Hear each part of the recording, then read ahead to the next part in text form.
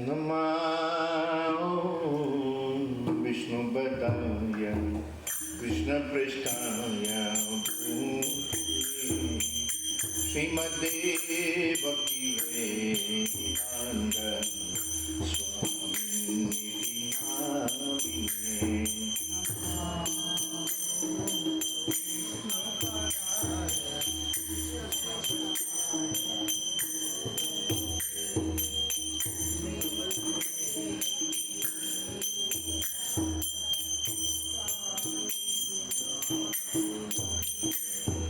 नमस्ते सरस्वती देवे गौरवाणी प्रचारिणे निर्विशेषं शून्यवादी पाश्चात्यादिकारिणे।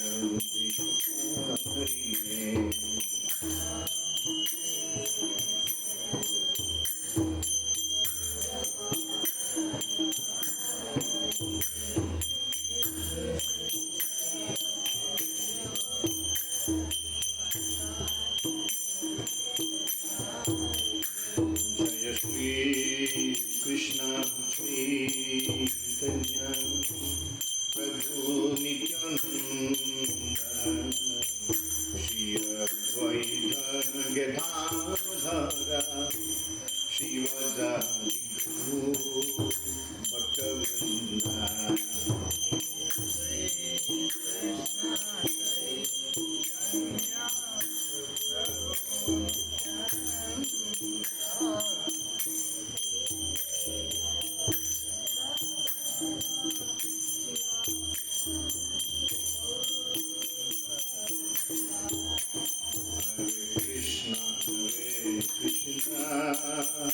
Krishna Krishna Hare Hare Hare Rama Hare Rama Rama Rama Hare Hare.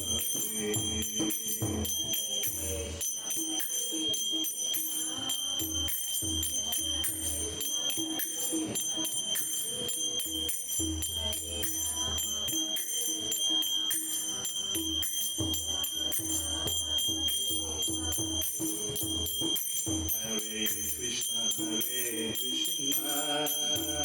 Krishna Krishna Hare Hare Hare Rama Hare Rama Rama Rama Hare Hare.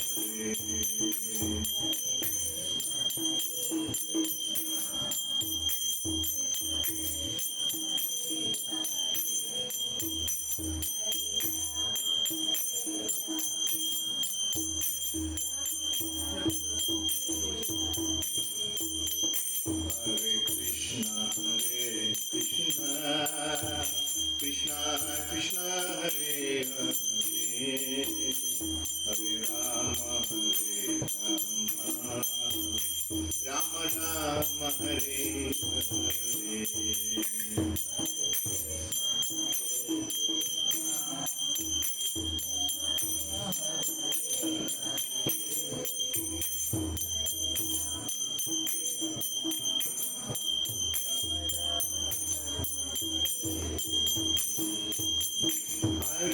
Krishna Krishna Krishna Hare Hare Hare Rama Hare Rama Rama Rama Hare Hare.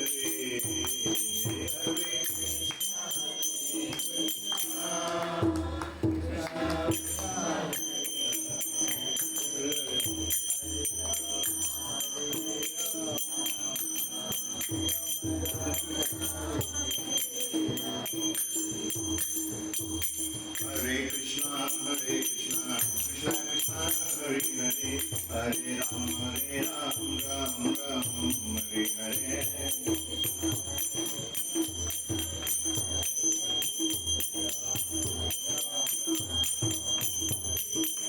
Hare Krishna Krishna Krishna Hare Hare Hare Rama Ram Ram Hare Hare.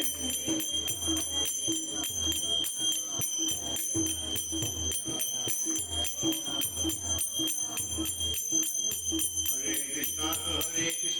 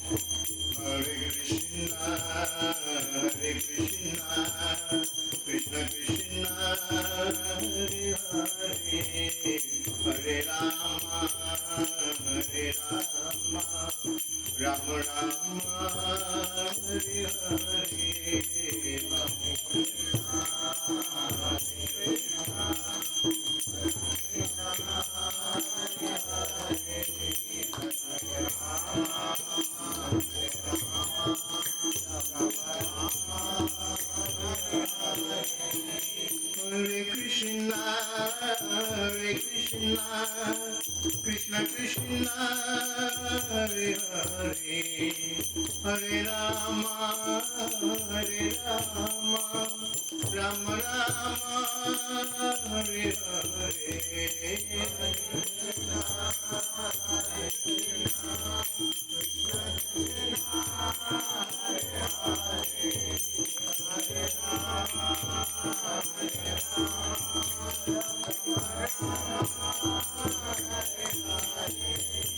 Hare Krishna, Hare Krishna, Krishna Krishna, Hare Hare, Hare Rama, Hare Rama, Rama Rama, Hare Hare, Hare Krishna, Hare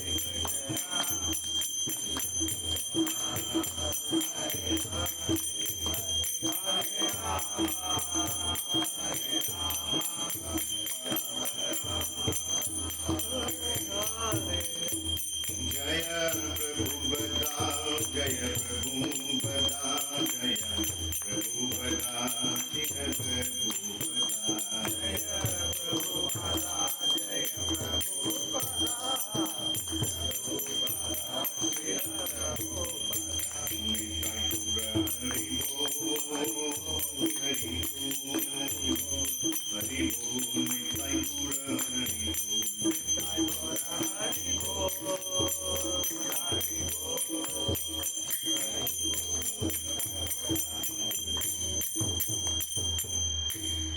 Jai Radha Madhava Kunj Bihari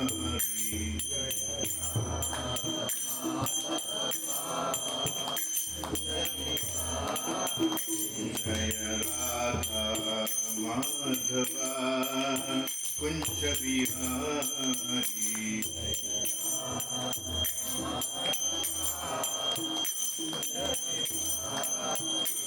Jaya Govijana Vallabha Giridharidhari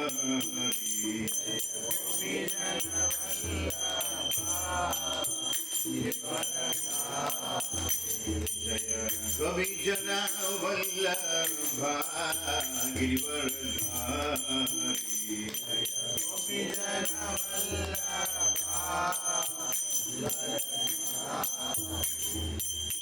Yashoda Nandana Braja Jana Ranjana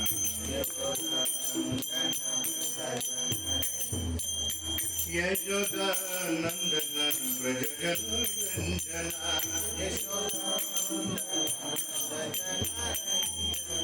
Yashoda Nandana Braja Jana Ranjana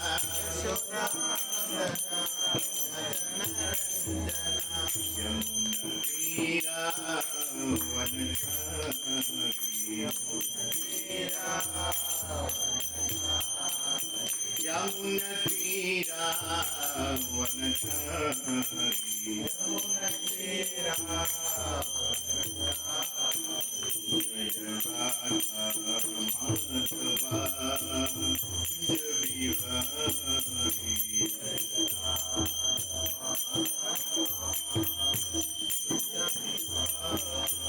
Jaya Shri Krishna Chaitanya Prabhu Nityananda Shri Advaita Gadadhara Srivasadi Guru Bhaktivinoda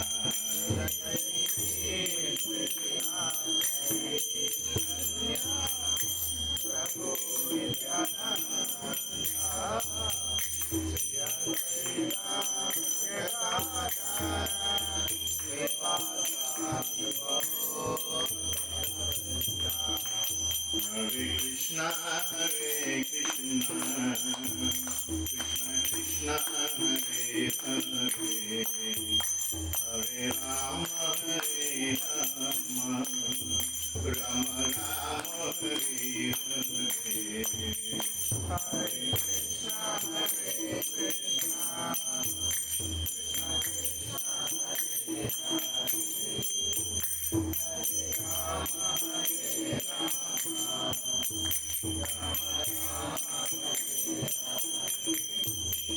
Hare Krishna, Hare Krishna, Krishna Krishna,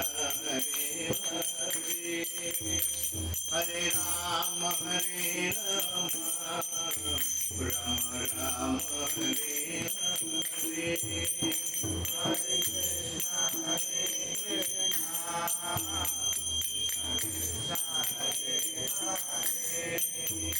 Hare Rama, Hare Rama, Rama Rama, Hare Hare, Hare Krishna, Hare Krishna, Krishna Krishna, Hare Hare, Hare Rama, Hare Rama, Jaya Prabhupada, Jaya Prabhupada, Jaya Prabhupada, Srila Prabhupada, Jaya Prabhupada, Jaya Prabhupada, Jaya Gurudeva, Jaya Gurudeva, Jaya Gurudeva, Srila Gurudeva, Jaya Gurudeva, Jaya Gurudeva, Nitai Gura Hari Bol, Hari Bol, Hari Bol, Nitai Gura Hari Bol, Hari Bol, Hari Bol, Hari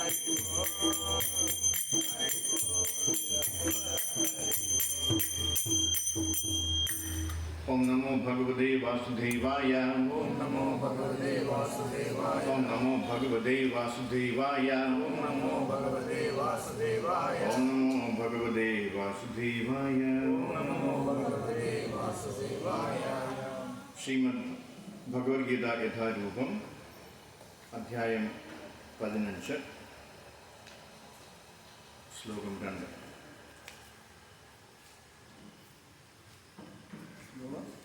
രണ്ട്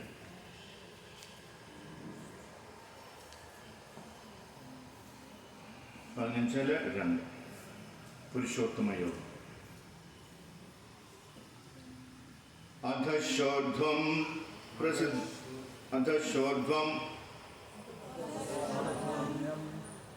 പ്രസൃതാസ്തസ്യ ശാഖാ ഗുണപ്രവൃദ്ധ വിഷയപ്രവാല അധശ്ച മൂലാന്യ അനുസന്ദദാനി കർമാനുബന്ധീനി മനുഷ്യലോകേ അധശ്വോർധ്വം പ്രദത്താശാഖാ ഗുണപ്രവൃദ്ധ വിഷയപ്രവാല അധശ്ചമൂലാന്യനുസന്ദദാനി കർമാനുബന്ധീനി മനുഷ്യലോകേ അധശോർധ്വം പ്രദത്താസ്തസ്യ ശാഖാ. Very good.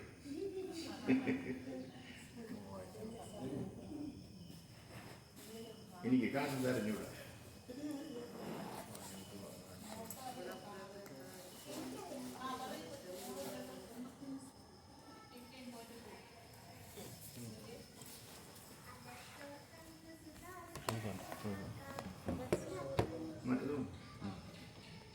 അധശ്വോർധ്വം പ്രദത്തസ്യ ശാഖാ ഗുണപ്രവൃദ്ധ വിഷയപ്രവാല അധശ്ചമൂലാന്യനുസന്ദദാനി കർമാനുബന്ധീനി മനുഷ്യലോകേ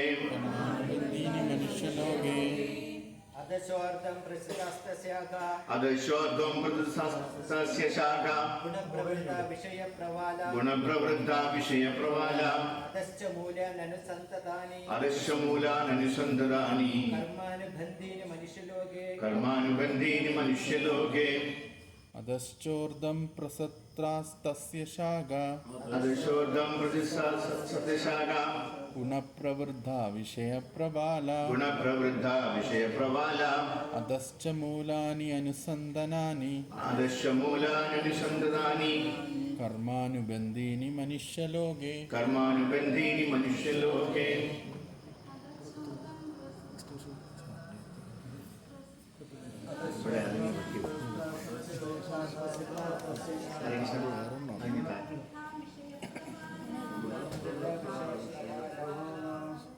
നോക്കട്ടെ, വേറെ എന്തോ നോക്കട്ടെ. അധശ്ചമൂല്യാനനുസന്തതാനി കർമാനുബന്ധീനി മനുഷ്യലോകേ. ഓ അധശ്ചോർധ്വം പ്രതിസ്യ ശാഖ ഗുണപ്രവൃദ്ധ വിഷയപ്രബാല അധശ്ചമൂലാനനുസന്തതാനി കർമാനുബന്ധീനി മനുഷ്യലോകേ. അധശ്ചോർധ്വം പ്രസിദ്ധാസ്യ ശാഖ ഗുണപ്രവൃദ്ധ വിഷയപ്രബാല അധശ്ചമൂലാനനുസന്തതാനി കർമാനുബന്ധീനി മനുഷ്യലോകേ.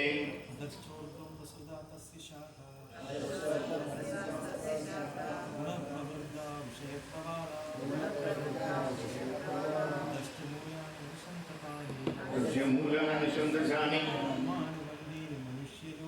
കർമാനുബന്ധീനി മനുഷ്യലോകേ. അധശ്ചോർധ്വം പ്രതിസ്ഥാസ്യ ശാഖ ഗുണപ്രവൃദ്ധ വിഷയപ്രബാല അധശ്ചമൂലാനനുസന്തതാനി കർമാനുബന്ധീനി മനുഷ്യലോകേ. അധശ്ചോർധ്വം പ്രതിസ്ഥാസ്യ ശാഖ ഗുണപ്രവൃദ്ധ വിഷയപ്രബാല അധശ്ചമൂലാനനുസന്തതാനി കർമാനുബന്ധീനി മനുഷ്യലോകേ. റൂലായിട്ട് വന്നു.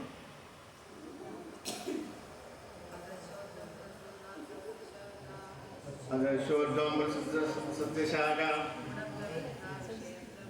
ഗുണപ്രവൃദ്ധ വിഷയപ്രബാല അധശ്ചമൂലാനനുസന്തതാനി കർമാനുബന്ധീനി മനുഷ്യലോകേ. ഇതിലേക്ക് പോകില്ല. ഹരേ കൃഷ്ണ. തസ്യ അതിന്റെ ശാഖ ശാഖകൾ അധ താഴോട്ടും ഊർധ്വം ച മേലോട്ടും പ്രസൃത വിസ്തൃതങ്ങളായിരുന്നു ഗുണപ്രവൃദ്ധ പ്രകൃതി ഗുണങ്ങൾ കൊണ്ട് വർദ്ധിതങ്ങളായിരിക്കുന്നു. വിഷയപ്രബാല വിഷയങ്ങളായ ചില്ലോടുകൂടിയവയാണ്. അധച്ച അധോ ഭാഗത്ത് താഴെ മനുഷ്യലോകെ മനുഷ്യലോകത്തിൽ കർമാനുബന്ധീനി കർമാനുബന്ധികളായ മൂലാനി വേരുകൾ അനുസന്ധതാനി നീണ്ടുകിടക്കുന്നു. വിവർത്തനം ജയശ്രീല പ്രഭുപാൽ. ഈ വൃക്ഷത്തിന്റെ ശാഖകൾ ഭൗതിക പ്രകൃതിയുടെ ത്രിഗുണങ്ങളാൽ പോഷിപ്പിക്കപ്പെട്ട് താഴോട്ടും മേലോട്ടും പടർന്നു കിടക്കുന്നു. ഇന്ദ്രിയ വിഷയങ്ങളാണ് അതിന്റെ ചില്ലകൾ. ഈ വൃക്ഷത്തിന്റെ താഴേക്കിറങ്ങുന്ന വേരുകളുമുണ്ട്. ഇവ മനുഷ്യ സമുദായത്തിന്റെ ഫലോഭിഷ്ട കർമ്മങ്ങളോട് ബന്ധപ്പെട്ടവയത്രേ. ഭാവാർത്ഥം ജയശ്രീല പ്രഭുപാൽ. ഈ അരയാൽ വൃക്ഷത്തെ പറ്റിയുള്ള വിവരണം തുടരുന്നു. അതിന്റെ ശാഖകൾ എല്ലാ ദിക്കുകളിലേക്കും പടരുന്നു.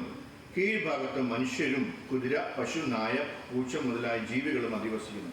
താഴത്തെ ശാഖകളിൽ ആണ് ഇവയെല്ലാം സ്ഥിതി ചെയ്യുന്നത്. മുകളിലെ ശാഖകളിൽ ആണ് കുറെ കൂടി ഉയർന്ന നിലയിലുള്ള ജീവസത്തകളായ ദേവന്മാർ, ഗന്ധർവന്മാർ തുടങ്ങിയ ഉന്നത ജീവിവർഗങ്ങളുടെ സ്ഥിതി. സാധാരണ വൃക്ഷത്തിന് പോഷണം കിട്ടുന്നത് വെള്ളത്തിലൂടെയാണ്. ഈ വൃക്ഷത്തിന് പോഷണം ലഭിക്കുന്നതാകട്ടെ ഭൗതിക പ്രകൃതിയുടെ ത്രിഗുണങ്ങളിലൂടെയും. ചിലപ്പോൾ ഒരു ഭൂഭാഗം വെള്ളം കിട്ടാതെ ഉണങ്ങിയും മറ്റു ചിലപ്പോൾ കുതിർന്ന് പച്ചയായും കാണപ്പെടാം. അതുപോലെ ഭൗതിക പ്രകൃതിയുടെ ത്രിഗുണങ്ങളിൽ ചിലതിൻ്റെ ഏറ്റക്കുറച്ചിലനുസരിച്ച് ഓരോരോ ജീവിവർഗങ്ങൾ പ്രത്യക്ഷപ്പെടുന്നു. ഇന്ദ്രിയ വിഷയങ്ങളാണ് ഈ വൃക്ഷത്തിൻ്റെ ചില്ലകൾ. പ്രകൃതിയിലെ ഓരോ ഗുണവും വെവ്വേറെ ഇന്ദ്രിയങ്ങളെയാണ് പോഷിപ്പിക്കുക. ആ ഇന്ദ്രിയങ്ങളെ കൊണ്ട് ജീവികൾ വ്യത്യസ്ത വിഷയങ്ങളെ അനുഭവിക്കുകയും ചെയ്യുന്നു. ചെവി, മൂക്ക്, കണ്ണ് മുതലായ വിഷയാനുഭവ ഉപാധികൾ ശാഖാഗ്രഹങ്ങളത്രേ. ശബ്ദം, സ്പർശം, രൂപം തുടങ്ങിയവ ചില്ലകളും. പല വിധത്തിലുള്ള സുഖ ദുഃഖാനുഭവങ്ങളിൽ നിന്ന് രൂപം കൊള്ളുന്ന രാഗദ്വേഷങ്ങളാണ് ഈ മഹാവൃക്ഷത്തിന്റെ തായ്വേരുകൾ. എമ്പാടും പടർന്നു കിടക്കുന്ന ഈ വേരുകളിൽ നിന്നാണ് ആസ്തിക്യവും നിരീശ്വരവാദവും പ്രവണതകളായി വളരുന്നതെന്ന് പറയപ്പെടുന്നു. വൃക്ഷത്തിന്റെ അടിവേര് ബ്രഹ്മലോകത്തിലും മറ്റു വേരുകൾ മാനുഷിക ഗ്രഹവ്യൂഹങ്ങളിലുമാണ്. മനുഷ്യൻ ഉപരിലോകങ്ങളിൽ വെച്ച് പുണ്യകർമ്മങ്ങളുടെ ഫലം അനുഭവിച്ച ശേഷം ഭൂമിയിലേക്ക് തിരിച്ചു വന്ന് തന്റെ കർമ്മങ്ങളെ അഥവാ ഫലോദിഷ്ട പ്രവർത്തനങ്ങളെ ഉത്കർഷത്തിനായിക്കൊണ്ട് പുനരാരംഭിക്കുന്നു. അതുകൊണ്ട് ഈ മനുഷ്യലോകം കർമ്മഭൂമി എന്ന് കരുതപ്പെടുന്നു. ഓം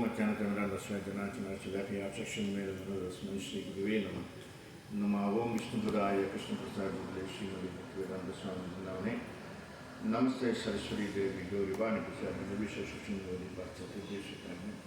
जय श्री कृष्ण चैतन्य प्रभु नित्यानंद श्री अद्वैत गदाधर शिवासर गौर भक्त वृंद हरे कृष्ण कृष्ण कृष्ण हरे हरे हरे राम राम राम हरे हरे कृष्ण. മറ്റൊരു ഭഗവത്ഗീത സത്സംഗത്തിലേക്ക് എല്ലാവർക്കും സുസ്വാഗതം. കഴിഞ്ഞ ക്ലാസ്സിൽ ഹരികൃഷ്ണ പ്രഭു 15 ഒന്നാമത്തെ ശ്ലോകം ഊർധ്വമൂലം മതശാഖം എന്ന് തുടങ്ങുന്ന ആ ശ്ലോകം എടുത്തു. വളരെ ഭംഗിയായിട്ട് നമുക്കത് മനസ്സിലാവുകയും ചെയ്തു. അതിൻ്റെ തുടർച്ചയാണ്. ശരിക്കും ഇതിൻ്റെ കാര്യങ്ങളെല്ലാം ശരിക്കും പ്രഭു കഴിഞ്ഞ ക്ലാസ്സിൽ തന്നെ കുറച്ചൊക്കെ ടച്ച് ചെയ്തിട്ടുണ്ടായിരുന്നു. എന്തായാലും നമ്മൾ കുറച്ചുകൂടി ഡീറ്റെയിൽ ആയിട്ട് നമുക്കത് നോക്കാം. ഒരു വല്ലാത്തൊരു ശ്ലോകമാണ്. അപ്പോൾ നമുക്കറിയാം ഈ അധ്യായത്തിൽ തന്നെ 15ാമത്തെ ശ്ലോകം പറയുന്നുണ്ട് വേദേഷു സർവൈരഹമേവ വേദ്യവും. അത് കുറച്ചുകൂടെ വിവരിക്കുന്നുണ്ട്. വേദം എന്നാൽ അറിവ്, വേദി അല്ലെങ്കിൽ വേദ വിദാജ്ഞാനേ വിദാദാതു. വിധാവിൽ നിന്നാണ് വേദം എന്ന പദം വന്നത്. വിദ് എന്നാൽ അറിവ്. വിവിധ തരത്തിലുള്ള അറിവുകളുണ്ട്. എല്ലാത്തരം അറിവുകളും നമുക്ക് വേദങ്ങളിൽ നിന്ന് പൂർണ്ണമായും ലഭിക്കും അല്ലേ? പല തരത്തിലുള്ള വേദങ്ങളെക്കുറിച്ച് നമ്മൾ കേട്ടിട്ടുണ്ട്. ധനുർവേദം, ആയുർവേദം, ഋഗ്വേദം, സാമവേദം അല്ലേ? നമ്മളെല്ലാം കേട്ടിട്ടുണ്ട്. അപ്പം ഇതിനകത്തു നിന്നെല്ലാം തന്നെ എന്താണ്, നമുക്ക് എല്ലാ വേദങ്ങളെക്കുറിച്ചും അറിയാനുള്ള എല്ലാ സാധ്യതകളും അവിടെയുണ്ട്. വേദത്തിൻ്റെ വിവിധ ശാഖകൾ. എന്നാൽ വേദങ്ങൾ പഠിക്കുന്നതിൻ്റെ ലക്ഷ്യം എന്താണ്? ഭഗവാൻ കൃഷ്ണനെ മനസ്സിലാക്കുക എന്നതാണ്. അതിൻ്റെ അല്ലേ വേദാന്ത്യം എന്ന് പറഞ്ഞാൽ എന്താണ്? ഈ വേദങ്ങളെല്ലാം പഠിച്ചു കഴിഞ്ഞാൽ നമുക്ക് എന്താ കിട്ടുന്നത്? അന്ത്യത്തിൽ നമുക്ക് എന്താ കിട്ടുന്നത്? ഭഗവാനെ കുറിച്ചുള്ള ജ്ഞാനമാണ് കിട്ടുന്നത് അല്ലേ? അപ്പോൾ അതാണ് വേദാന്തം. അപ്പോൾ ഈ വേദങ്ങളൊക്കെ പഠിക്കുമ്പോൾ തന്നെ നമുക്ക് ഭഗവാനെ കുറിച്ച് അറിയണം. അറിഞ്ഞില്ല എങ്കിൽ നമ്മൾ ആ പഠിക്കുന്നതെല്ലാം വെറും ശുദ്ധ പോസ്റ്റായിരിക്കും അല്ലേ? ഒരു ഉപയോഗവുമില്ല. അതിനാൽ വിവിധ തരത്തിലുള്ള അറിവുകൾ ഗ്രന്ഥങ്ങൾ പഠിക്കുന്നതിലൂടെ പരമപുരുഷനായ കൃഷ്ണനെ അറിയാൻ ഒരാൾക്ക് ധാരണയുണ്ടാകുന്നെങ്കിൽ അവൻ്റെ അറിവ് പരിപൂർണമാണ്. നമ്മൾ ഇനി എന്തൊക്കെ പഠിച്ചാലും അല്ലേ, എവിടെയെല്ലാം യൂണിവേഴ്സിറ്റിയിലൊക്കെ എന്തൊക്കെ ഡിഗ്രി എടുത്താലും ഭഗവാനെക്കുറിച്ച് അറിഞ്ഞില്ലെങ്കിൽ നമ്മൾ വെറും വട്ടപൂജ്യമാണെന്ന് പ്രഭുപാദ നിങ്ങൾ വീണ്ടും വീണ്ടും പറഞ്ഞ് നമ്മളെ ഓർമ്മിച്ചുകൊണ്ടിരിക്കും അല്ലേ? ഓക്കെ.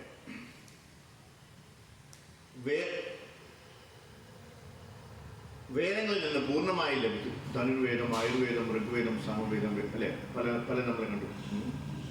ഇവിടെ ഭഗവാനെ അറിയാൻ കഴിഞ്ഞില്ല എങ്കിൽ നമ്മൾ പൂർണ്ണമല്ല എന്നാണ് ഇവിടെ അത് പറയുന്നത് അല്ലേ? പരമപുരുഷനായ കൃഷ്ണനെ അറിയാൻ ഒരാൾക്ക് ധാരണയുണ്ടാകും. അതുകൊണ്ട് ഭഗവാൻ പറയുന്നു, എന്താ ഭഗവാൻ പറഞ്ഞത്? ബഹുനാം ജന്മനാം അന്തേ. വേദങ്ങൾ ഊഹക്കച്ചവട ജ്ഞാനം ബഹുനാം ജന്മനാം അല്ലേ? ജ്ഞാനവാൻ എന്നിവ പഠിച്ച ശേഷം ഒരാൾ യഥാർത്ഥത്തിൽ ഒരു ജ്ഞാനിയായ മനുഷ്യൻ കൃഷ്ണന് കീഴടങ്ങി. ഭഗവാൻ തന്നെ പറയുന്നത് എന്താണ്? ബഹുനാം ജന്മനാം അന്തേ അല്ലേ? പല ജന്മങ്ങൾ എടുത്തിട്ട് പല തരത്തിലുള്ള ആളുകളിൽ കുറച്ച് ആൾക്കാർ മാത്രമാണ് എന്നെ കാണാനായിട്ട് വരുന്നത്. അതിൽ കുറച്ച് ആൾക്കാർക്കാണ് എന്നെ മനസ്സിലാവും. അതിൽ കുറച്ച് ആൾക്കാരാണ് ഇതുപോലെ എല്ലാ സത്സംഗത്തിലും വരുന്നത് അല്ലേ? എത്രയോ ആൾക്കാർ വന്നിട്ടുണ്ട് ഇവിടെ. നമ്മൾ പല മുഖങ്ങളും ഇപ്പോൾ കാണുന്നില്ല അല്ലേ അല്ലേ മാറി പലരെ അപ്രത്യക്ഷമായി. എന്താ കാര്യമെന്ന് അവർക്ക് പോലും അറിയിട്ടില്ല. അവരോട് വിളിച്ച് ചോദിച്ചു കഴിഞ്ഞാൽ ദേ വരുന്നെന്ന് പറയും അല്ലേ. ഇന്ന് കൂടുതൽ ആൾക്കാർ വരും അല്ലേ. അമലന്മാരെ ജിക്കിച്ചായി. അപ്പോൾ അതാണ് ഇവിടെ ഭഗവാൻ തന്നെ പറയുന്നുണ്ട്. അത് വാസ്തവമാണ്. നമ്മൾ ആരും കുറ്റം പറഞ്ഞിട്ട് കഥയിൽ അവർക്കൊക്കെ അതിൻ്റെ ഭാഗ്യം ഉണ്ടെങ്കിൽ മാത്രമേ അവർക്ക് ഇവിടെ വരാനുള്ള ഒരു അവസരം കിട്ടത്തുള്ളൂ. കൃഷ്ണനാണ് എല്ലാം. എന്തുകൊണ്ടാണ്? വാസുദേവ സർവമിതി. ഭഗവാൻ കൃഷ്ണനാണ് എല്ലാം. പരസ്യ ബ്രാഹ്മണ ശക്തി എന്ന് പറയും അല്ലെ. നാം എന്ത് കണ്ടാലും അനുഭവിച്ചാലും അതായത് എല്ലാം കൃഷ്ണന്റെ ഊർജ്ജമാണ്. ഈ ഭൗതിക ലോകം കൃഷ്ണന്റെ ഊർജ്ജത്തിന്റെ വികാസം കൂടിയാണ്. അപ്പോൾ ഈ എന്താണ് ഉപരിലോകങ്ങൾ മാത്രമല്ല, നമ്മൾ ഈ വസിക്കുന്ന ഭൗതിക ലോകം ആരുടെ ശക്തിയാണ്? ഭഗവാന്റെ ഊർജ്ജമാണ്, ഭഗവാന്റെ ശക്തിയാണ്. അതുപോലെ ആത്മീയ ലോകം ഭഗവാന്റെ ഊർജത്തിന്റെ വികാസമാണ്, കൃഷ്ണന്റെ ഊർജത്തിന്റെ വികാസം കൂടിയാണ് ബ്രഹ്മജ്യോതി. പരമാത്മാവ്, നമ്മൾ ഉള്ളിലിരിക്കുന്ന പരമാത്മാവ്, അതും ഭഗവാന്റെ അല്ലെ പ്ലീനറി ഭാഗത്തിന്റെ വികാസമാണ്.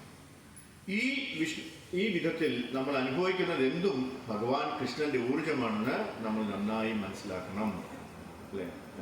അതാണ് അവിടെ വിഷ്ണു പുരാണത്തിൽ ഞാൻ നേരത്തെ കോട്ട് ചെയ്തത്. എന്താണ് പറയുന്നത്? ഏകദേശ സ്ഥിതി ജ്യോത്സ്ന വിസ്തരണീര യഥാ പരസ്യ ബ്രാഹ്മണ ശക്തികൾ സർവവേദം അഖിലം ജഗത് എന്നാണ് ആ വിഷ്ണു പുരാണത്തിൽ 1:22-52 പറയുന്നത്. ഈ ജഗത്ത് അഖിലമാണ് അല്ലെ. അഖില ജഗത് ഭഗവാൻ കൃഷ്ണന്റെ ഊർജത്തിന്റെ പ്രകടമല്ലാതെ മറ്റൊന്നുമല്ല. ഇവിടെ പരസ്യ ബ്രാഹ്മണ ശക്തികൾ എന്ന് പറയുന്നത് അല്ലെ. പരബ്രഹ്മം കൃഷ്ണനാണ്. നാം അല്ലെ ബ്രഹ്മമായിരിക്കണം. കാരണം നാം കൃഷ്ണന്റെ ഭാഗവും പാർട്ട് ആൻഡ് പാർസലാണ്. നാം തിരിച്ചറിയുന്നത് നിർത്തുകയും അഹം ബ്രഹ്മാസ്മിയെ അല്ലെ എങ്ങനെ സാക്ഷാത്കരിക്കാമെന്ന് പഠിക്കുകയും ചെയ്യുമ്പോഴാണ് കേവലം തിരിച്ചൽ ആകുന്നത് അല്ലെ. അത് മാത്രമാണോ തിരിച്ചറിയുന്നത് ചോദിച്ചു കഴിഞ്ഞാൽ അല്ല. ബ്രഹ്മമായി വർത്തിക്കുക. ബ്രഹ്മം അത് അറിവിന്റെ പൂർണ്ണതയാണ്, വെറുതെ ഗ്രഹിക്കുന്നതല്ല. ഉദാഹരണത്തിന് ഒരു വ്യക്തിയെ പോലെ നമ്മൾ ചിലപ്പോൾ പറയും നമ്മൾ ഇന്ത്യക്കാരനാണ്, ഞാൻ ബ്രാഹ്മണനാണ് അല്ലെ, ഞാൻ ശൂദ്രനാണ്, ഞാൻ ക്ഷത്രിയനാണെന്നൊക്കെ പറയും. അതൊക്കെ നമുക്ക് തോന്നുന്നത് കുഴപ്പമൊന്നുമില്ല, നല്ലതൊക്കെ തന്നെയാണ്. പക്ഷേ എന്നാൽ ഇപ്പോൾ നമ്മളിപ്പോൾ മഹാത്മാഗാന്ധിയുടെ ഒരു ഉദാഹരണം എടുത്തു കഴിഞ്ഞാൽ അദ്ദേഹം ഇന്ത്യക്കാരനായിരുന്നു. അദ്ദേഹം ഒരു ഫസ്റ്റ് ക്ലാസ് ഇന്ത്യക്കാരനാണ് അല്ലേ. അദ്ദേഹം ഇന്ത്യക്കാരനായിട്ട് പ്രവർത്തിച്ചു, മരിച്ചു. അതുകൊണ്ട് തന്നെ മഹാത്മാഗാന്ധി വളരെ ആരാധ്യനാണ് അല്ലെ, ആൾക്കാരുടെ ഇടയിൽ വളരെ ആരാധ്യനാണ്. കാര്യം എന്താണ്? അദ്ദേഹം ഒരു യഥാർത്ഥ ഇന്ത്യക്കാരനായിട്ടാണ് ജീവിച്ചത്. ഞാൻ ബ്രഹ്മമാണ്, അഹം ബ്രഹ്മാസ്മി എന്ന് മനസ്സിലാക്കുക. അത് പൂർണ്ണതയല്ല, അതാണ് അവിശുദ്ധ ബുദ്ധയ എന്ന് നേരത്തെ അവിടെ പറഞ്ഞു. അശുദ്ധമായ ബുദ്ധി. ഏന്യ രവിന്ദാക്ഷ വിമുക്ത മാനിനസ്ത്വയ അസ്തഭാഗവത് അവിശുദ്ധ ബുദ്ധയ. ശ്രീമദ് ഭാഗവതം പറയുന്നുണ്ട്. നമ്മൾ പറയുന്നതല്ല എന്ന് പറയാൻ വേണ്ടിയാണ് ആ ശ്ലോകം അവിടെ കൂട്ടിയിരിക്കുന്നത്. അഹം ബ്രഹ്മാസ്മിയെ ലളിതമായി മനസ്സിലാക്കുന്നത് നമ്മെ സഹായിക്കില്ല. കാരണം ആരൂഹ്യ കൃഷ്ണേണ പരം പദം തത്വപദന്തി അഥ. കഠിനമായ തപസ്സുകളിലൂടെ പോലും ഒരുവന് ബ്രഹ്മവുമായി ലയിക്കുന്ന ഘട്ടത്തിലെത്തുന്നു. മുക്തിയൂജ്യം, സായുജ്യം എന്ന് പറയുന്ന പോലെ മുക്തിയൂജ്യം ലയിക്കുന്നതിനുള്ള അവസരമുണ്ട്. താഴെ എന്നാലും അവർ താഴെ വീഴുന്നു. ആരൂഹ്യ കൃഷ്ണേണ പരംപാദം തലം പദന്തി അതാ. എന്തുകൊണ്ട്? ഇപ്പോൾ അനാദിഷ്ട യദുഷ് അഗ്രയ പരമപുരുഷനായ കൃഷ്ണന്റെ താമരപാദങ്ങൾ തിരിച്ചറിഞ്ഞ ഒരാൾ താഴെ വീഴുന്നുണ്ട് അല്ലേ. വീഴുന്നുണ്ടോ? ഒരുപാട് ആൾക്കാർക്ക് വീഴ്ച പറ്റുന്നുണ്ട്. അതെന്തുകൊണ്ടാണ്? യഥാർത്ഥമായിട്ടുള്ള സത്ത് അവര് അറിയുന്നില്ല, അതുകൊണ്ടാണ്. അല്ലെങ്കിൽ അവരുടെ ഉള്ളിലേക്ക് അത് എത്തിയിട്ടില്ലെന്നാണ്. നമ്മളെ ഇന്ത്യയിൽ തന്നെ ധാരാളം സന്യാസിമാരുണ്ട് അല്ലേ. വളരെ പഠിച്ച പണ്ഡിതന്മാരാണ്. ഒരുപാട് കാര്യങ്ങൾ അവർക്ക് ഈ വേദങ്ങളെല്ലാം അവർ കാണാതെ കൂടി പഠിച്ചു വെച്ചിരിക്കുക. എന്ത് ചോദിച്ചാലും ഒരു ഉത്തരം പറയും അല്ലേ. അവര് ഭാഗവതവും അങ്ങനെയുള്ള ക്ലാസ്സുകളൊക്കെ വളരെ ഭംഗിയായിട്ട് എടുക്കും. അവർക്ക് ശാസ്ത്രവും വളരെ മനോഹരമായി വിവരിക്കാൻ കഴിയും. പക്ഷേ അവർ രാഷ്ട്രീയത്തിൽ കുടുങ്ങി. എന്തുകൊണ്ടാണെന്ന് ചോദിച്ചു കഴിഞ്ഞാൽ ഈ ലോകം മിഥ്യയാണെന്നൊക്കെ പറയും അല്ലേ. ജഗൻ മിഥ്യയാണെങ്കിൽ പിന്നെ എന്തിനാണ് അവർ വീണ്ടും രാഷ്ട്രീയത്തിലേക്ക് വരുന്നത്? നിങ്ങൾ എന്തിനാണ് മിഥ്യാലോകത്തിലേക്ക് വരുന്നത്? കാരണം തിരിച്ചറിവ് അവിശുദ്ധ. അതാണ് അവിടെ നേരത്തെ അവിശുദ്ധ ബുദ്ധിയാന്ന് പറഞ്ഞത്. എന്നെ രവീന്ദാക്ഷ വിമുക്തമാനിന, നാം ഇപ്പോൾ മോചിതരായി എന്ന് അവർ ചിന്തിക്കുന്നു. മാനിന യഥാർത്ഥത്തിൽ അവർ മോചിതരായിട്ടില്ല. കാരണം അവിശുദ്ധ ബുദ്ധിയാണ്. അവരുടെ ബുദ്ധി ഇതുവരെ വ്യക്തമായിട്ടില്ല. അവർക്കത് ഭഗവാന്റെ കാര്യങ്ങൾ ക്ലിയർ ആയിട്ടില്ല എന്നാണ്. അതിനാൽ കഠിനമായ തപസ്സുകൾക്കും അല്ലേ അതിനുശേഷവും അവർ ബ്രഹ്മസാക്ഷാത്കാരത്തിൻ്റെ ഘട്ടത്തിൽ എത്തുന്നു. കാരണം അവർക്ക് കൃഷ്ണന്റെ താമരയെക്കുറിച്ചുള്ള ബോധമില്ല. അവർ വീഴുന്നു. അപ്പോൾ ഭഗവാനാണ് സർവോത്തമ പുരുഷൻ എന്ന് അവർക്ക് തീർച്ചയായിട്ടും ഒരു തീർത്ത ഉള്ള ബോധമില്ലാത്തതുകൊണ്ടാണ് അവരെന്ത് പറ്റുന്നത്, അവർ ഫോൾ ഡൗൺ ആവുന്നു, അല്ലെങ്കിൽ അവർ വീണു പോകുന്നു എന്നാണ്. ഇങ്ങനെ വീണുപോയ ഇന്ത്യയിലെ വലിയ വലിയ സന്യാസിമാർ ഒട്ടേറെയുണ്ട്. എന്നാൽ മായാവാദി സമ്പ്രദായം അവർ ഈ ലോകത്തെ മിഥ്യയായി കണക്കാക്കുന്നുവെന്ന് നമുക്കറിയാം അല്ലേ. ബ്രഹ്മസത്യം ജഗൻ മിഥ്യ പറയും അല്ലേ. ജഗൻ മിഥ്യയാണെങ്കിൽ പിന്നെ എന്തിനാണ് നമ്മൾ വീണ്ടും ജീവകാരുണ്യ പ്രവർത്തനങ്ങൾക്കും രാഷ്ട്രീയ പ്രവർത്തനങ്ങൾക്കും ഇറങ്ങുന്നത്? അതിനെയാണ് മായ എന്ന് പറയുന്നത്. അതാണ് മായയുടെ അവസാന കെണി അല്ലേ. മായ ഇങ്ങനെ പല തരത്തിൽ നമ്മുടെ കൂടെ നമ്മുടെ തൊട്ടടുത്ത് തന്നെ നിൽപ്പുണ്ട്, ഓരോന്ന് കാണിച്ചിട്ട് അല്ലേ. ഒട്ടും വീഴാൻ പറ്റില്ല എന്നുണ്ടെങ്കിൽ അവർക്ക് ഈ രാഷ്ട്രീയവും കാര്യങ്ങളെല്ലാം കാണിച്ചു കൊടുത്തിട്ട് അവരെ എങ്ങനെയെങ്കിലും തള്ളിയിട്ടു. മായയ്ക്ക് ഒരുപാട് കാര്യങ്ങളുണ്ട്. ഇത്രയും കാലം ഒരാൾ ഒരു ശരീരമായി താതാത്മ്യം പ്രാപിച്ചതിനാൽ അവൻ മൃഗത്തേക്കാൾ മികച്ചവനല്ല. അതാണ് ആദ്യ പാഠം. ഭഗവത്ഗീതയുടെ തുടക്കത്തിൽ കൃഷ്ണൻ പറയുന്നു, ദേഹിനോസ്മൻ യഥാ ദേഹേ കൗമാരം യൗവനം ചര കഥാ ദേഹാന്തര പ്രാപ്തി അല്ലേ. ദേഹിയും ദേഹിനെയും അത് ബ്രഹ്മസാക്ഷാത്കാരത്തിൻ്റെ പ്രാഥമികമായ അറിവാണ്. എന്നാൽ നമ്മുടെ ബ്രാഹ്മണ ബ്രഹ്മസംസ്കാരത്തിൽ ഉറച്ചു നിന്നില്ലെങ്കിൽ അതാണ് പരാഭക്തി. ബ്രഹ്മഭൂത പ്രസന്നാത്മ ന ശോചതി ന കാംക്ഷതി സമ സർവേഷു ഭൂതേഷു മദ്ഭക്തി ലഭതേ പരം. യഥാർത്ഥത്തിൽ ഒരാൾ ശരിയായ ജീവിത സങ്കല്പത്തിൽ നിന്ന് മോചിതനാകുകയും അവൻ എല്ലായിടത്തും ആത്മീയ സത്വം കാണുകയും ചെയ്യുമ്പോൾ സമസർവേഷു ഭൂതേഷു അല്ലേ. നമ്മൾ പണ്ഡിത സമദർശന പഠിച്ചിട്ടുണ്ട് അല്ലേ, 5ാമത്തെ അധ്യായത്തിൽ. അപ്പോൾ അവൻ ബ്രഹ്മത്തിൻ്റെ പ്രവർത്തനങ്ങളിൽ സ്ഥിതി ചെയ്യാം. ഭക്തിയോഗം ബ്രഹ്മത്തിൻ്റെ പ്രവർത്തനമാണ്. മായാവാദി തത്വചിന്തകൾ ബ്രഹ്മസാക്ഷാത്കാരത്തിന് ശേഷം മറ്റൊരു പ്രവർത്തനവും ഇല്ലെന്ന് അവർ ചിന്തിക്കുന്നു. എന്നാൽ വസ്തുത അതല്ല. ബ്രഹ്മസാക്ഷാത്കാരത്തിന് ശേഷമാണ് യഥാർത്ഥ പ്രവർത്തനം സംഭവിക്കുന്നത്. അതാണ് ബ്രഹ്മപ്രവർത്തനം, അതാണ് ഭക്തിയോഗം. കൃഷ്ണൻ പരംബ്രഹ്മനാണ്, നമ്മൾ കൃഷ്ണന്റെ ഭാഗവുമാണ്. സ്വാഭാവികമായും നമ്മളും ബ്രഹ്മമാണ്. കാരണം സ്വർണത്തിൻ്റെ ഭാഗവും പാർസലും സ്വർണമായിരിക്കും, അതിൽ യാതൊരു സംശയവുമില്ല. എന്നാൽ സ്വർണത്തിൻ്റെ ചെറിയ സ്വർണ്ണക്കണിക്ക് തുല്യമാണെന്ന് ഇതിനർത്ഥമില്ല. അത് സാധ്യമല്ല. ഭാഗം ഒരിക്കലും മൊത്തത്തിൽ തുല്യമാണ്. അപ്പോൾ ഈ യോഗികളും അങ്ങനെയുള്ള ആൾക്കാരൊക്കെ എവിടെയൊക്കെ അവരെവിടെയാണ് പോകുന്നത്? എവിടെയൊക്കെ ബ്രഹ്മജ്യോതിയിൽ അല്ലേ. അവിടെ ചെന്നിട്ട് അവർക്ക് ഇമ്പ്രൂവ് ചെയ്യാമെന്നാണ് പറയുന്നത് അല്ലേ. അവർക്ക് അവിടെ ചെന്നിട്ട് വേണമെന്നുണ്ടെങ്കിൽ ബാക്കി കൃഷ്ണാബോധത്തിൽ വരാം. അത് കഴിഞ്ഞിട്ട് വേണമെങ്കിലും അവർക്ക് മുകളിലേക്ക് പോകാൻ പറ്റും. പക്ഷെ 1% മാത്രമാണ് അതിന് ശ്രമിക്കുന്നത് അല്ലേ. കൂടുതൽ ആൾക്കാരും ബാക്കി 99% പൊഴിഞ്ഞിഞ്ഞ് താഴെ പോരും അല്ലേ. ആ 1% മാത്രമാണ് ആ ഭാഗ്യം ഭഗവാൻ കൊടുക്കുന്നത്, അല്ലെങ്കിൽ ആ ഒരു ആ സത്യം വെളിവാക്കി കൊടുക്കുന്നത് അല്ലേ. ബാക്കി 99% താഴേക്ക് വരുന്നുണ്ട്. അതുകൊണ്ട് ഭഗവാൻ ഭക്തിയോഗയെക്കുറിച്ച് വിവരിച്ചിട്ടുണ്ട്. ഇപ്പോൾ ഭഗവാൻ ഈ ഭൗതിക ലോകത്തിന്റെ പ്രവർത്തനങ്ങളെക്കുറിച്ചാണ് വിവരിക്കുന്നത്. ത്രൈഗുണ്യ വിഷയ ഭൗതിക ലോകത്തിന്റെ പ്രവർത്തനങ്ങൾ അർത്ഥമാക്കുന്നത് അവസാനം നമ്മൾ മുക്തി നേടുകയും വീട്ടിലേക്ക് മടങ്ങുകയും ദൈവത്തിലേക്ക് മടങ്ങുകയും ചെയ്യുന്ന വിധത്തിൽ പ്രവർത്തിക്കുക എന്നതാണ്. അതാണ് ഈ ഭൗതിക ലോകത്തിന്റെ യഥാർത്ഥ പ്രവർത്തനങ്ങൾ അല്ലേ. നമുക്ക് ഈ മനുഷ്യജന്മം തന്നിരിക്കുന്നത് എന്തിനാണ് അല്ലേ. ഈ ജന്മത്തിൽ മാത്രമേ നമുക്ക് ഹരേകൃഷ്ണ മഹാമന്ത്രം ജപിക്കാൻ പറ്റുള്ളൂ. ആ മഹാമന്ത്രം ജപിച്ചു കഴിഞ്ഞാൽ മാത്രമേ നമുക്ക് തിരിച്ച് ഭഗവാന്റെ ധാമത്തിലേക്ക് പോകാൻ പറ്റുള്ളൂ അല്ലേ. ഒരു പൂച്ചയ്ക്ക് പട്ടിക്ക് പറ്റുമോ? അത് പറ്റത്തില്ല, നമുക്ക് മാത്രമേ പറ്റത്തുള്ളൂ. അതുകൊണ്ടാണ് നമുക്ക് മനുഷ്യജന്മം കിട്ടുന്നത് കോടാനുകോടി ജന്മങ്ങൾക്ക് ശേഷം അല്ലേ. അപ്പോൾ നമ്മളെ ഉദ്ദേശം എന്തായിരിക്കണം? ഭഗവാന്റെ ധാമത്തിലേക്ക് അല്ല, തിരിച്ച് നമ്മുടെ സ്വന്തം വീട്ടിലേക്ക് പോവുക എന്നുള്ളതായിരിക്കണം നമ്മുടെ താല്പര്യം. മുകളിൽ വേരുകളുള്ള ഒരു ആത്മനമായി താരതമ്യപ്പെടുത്തുമ്പോൾ അതിനർത്ഥം ഈ ഭൗതിക ലോകം ആത്മീയ ലോകത്തിൽ നിന്നാണ് സൃഷ്ടിക്കപ്പെട്ടിരിക്കുന്നത്. ഏകോ നാരായണ ആസിത്. ആത്മീയ ലോകത്ത് എപ്പോഴും നാരായണനുണ്ട്. ശങ്കരാചാര്യൻ പോലും അദ്ദേഹം പറയുന്നു, നാരായണ അവ്യക്താത്പര. ആത്മീയ ലോകത്തിന് ഈ ഭൗതിക ലോകവുമായി യാതൊരു ബന്ധവുമില്ല. ഈ ഭൗതിക ലോകം സൃഷ്ടിക്കപ്പെട്ടതാണ് ആൽമരം പോലെ. അത് അതിൻ്റെ വേരുകളെടുത്ത് സൃഷ്ടിക്കപ്പെടും. അതിനാൽ സൃഷ്ടിയുടെ വിത്ത് ആത്മീയ ലോകത്താണ്. സ ഈക്ഷത സ ആശ്രിത. സൃഷ്ടി ആത്മീയ ലോകത്ത് നിന്നാണ് വരുന്നത്. ആത്മീയ ലോകം എന്നാൽ ദൈവരാജ്യം, നാരായണൻ അല്ലെങ്കിൽ കൃഷ്ണൻ എന്നാണ് അർത്ഥമാക്കുന്നത്. അതിനാൽ ഇവിടെ ഭൗതിക ലോകത്തെ ഊർധ്വമൂലമായി വിവരിക്കുന്നു. മറ്റൊരു വിധത്തിൽ പറഞ്ഞാൽ അത് ആത്മീയ ലോകത്തിൻ്റെ പ്രതിഫലനമാണ്.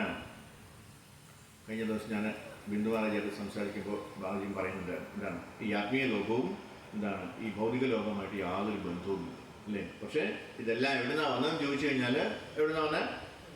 ആത്മീയ ലോകത്തിൽ നിന്നാണ് വന്നത്. ബ്രഹ്മസംഹിതയിലും ഇത് പറയുന്നുണ്ട്. സൃഷ്ടിസ്ഥിതി പ്രളയ സാധന ശക്തി രേഖ ഷായവയസ് ഭുവനാനി വിഭാതി ദുർഗ, അല്ലേ? ഈ ഭൗതിക ലോകത്തിന്റെ മേൽനോട്ടത്തിലുള്ള ദേവത ദുർഗ ദേവിയാണ്, ദുർഗ ശക്തിയാണ്. സൃഷ്ടിസ്ഥിതി പ്രളയ സാധന ശക്തി ഏക, കൃഷ്ണന്റെ ഊർജം, ഭഗവാന്റെ ഊർജം. ഭഗവത്ഗീതയിലും ഭഗവാൻ പറയുന്നു ഭൂമി റബോ നലോ വായു, അല്ലെ? 7ാമത്തെ അധ്യായത്തിൽ പറയുന്നത് ഈ ഭൗതിക ഊർജം ഭഗവാന്റെ ഊർജമാണ്. ഭഗവത്ഗീതയിലും ഭഗവാൻ പറയുന്നു അഹം ബീജപ്രദാ പിതാ, അതിനാൽ ഭഗവാൻ വിത്ത് നൽകുന്ന പിതാവാണ്. ബീജോഹം സർവഭൂതാനം, അതുകൊണ്ട് ഭഗവാൻ ഈ ഭൗതിക ലോകത്തിന്റെ ആദിമ ബീജമാണ്. അവിടെ നിന്ന് ആത്മീയ ലോകത്തിൽ നിന്ന് അത് വികസിച്ചു, അല്ലേ?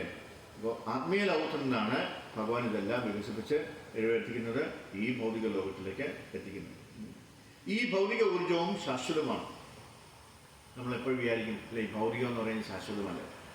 ഇവിടെ പറയാൻ ഉദ്ദേശിക്കുന്നത് ഭൗതിക ലോകം ശാശ്വതമാണ്. അതെന്താണെന്നോ? ഈ ഭൗതിക ഊർജം ശാശ്വതമാണ്. പരമപുരുഷനായ ഭഗവാന്റെ 3 തരത്തിലുള്ള ഊർജങ്ങളുണ്ട്. ഭൗതിക ഊർജം, ആത്മീയ ഊർജം, നാമമാത്ര ഊർജം. നമ്മളല്ല, അല്ലേ? ഭൗതിക ഊർജത്തിൽ നിന്ന് ഭൂമി റബോ നലോ വായു, ഈ ഭൗതിക സൃഷ്ടി പ്രാബല്യത്തിൽ വരുന്നു. ആത്മീയ ഊർജം വൈകുണ്ഠ ലോകം, ഗോലോകം.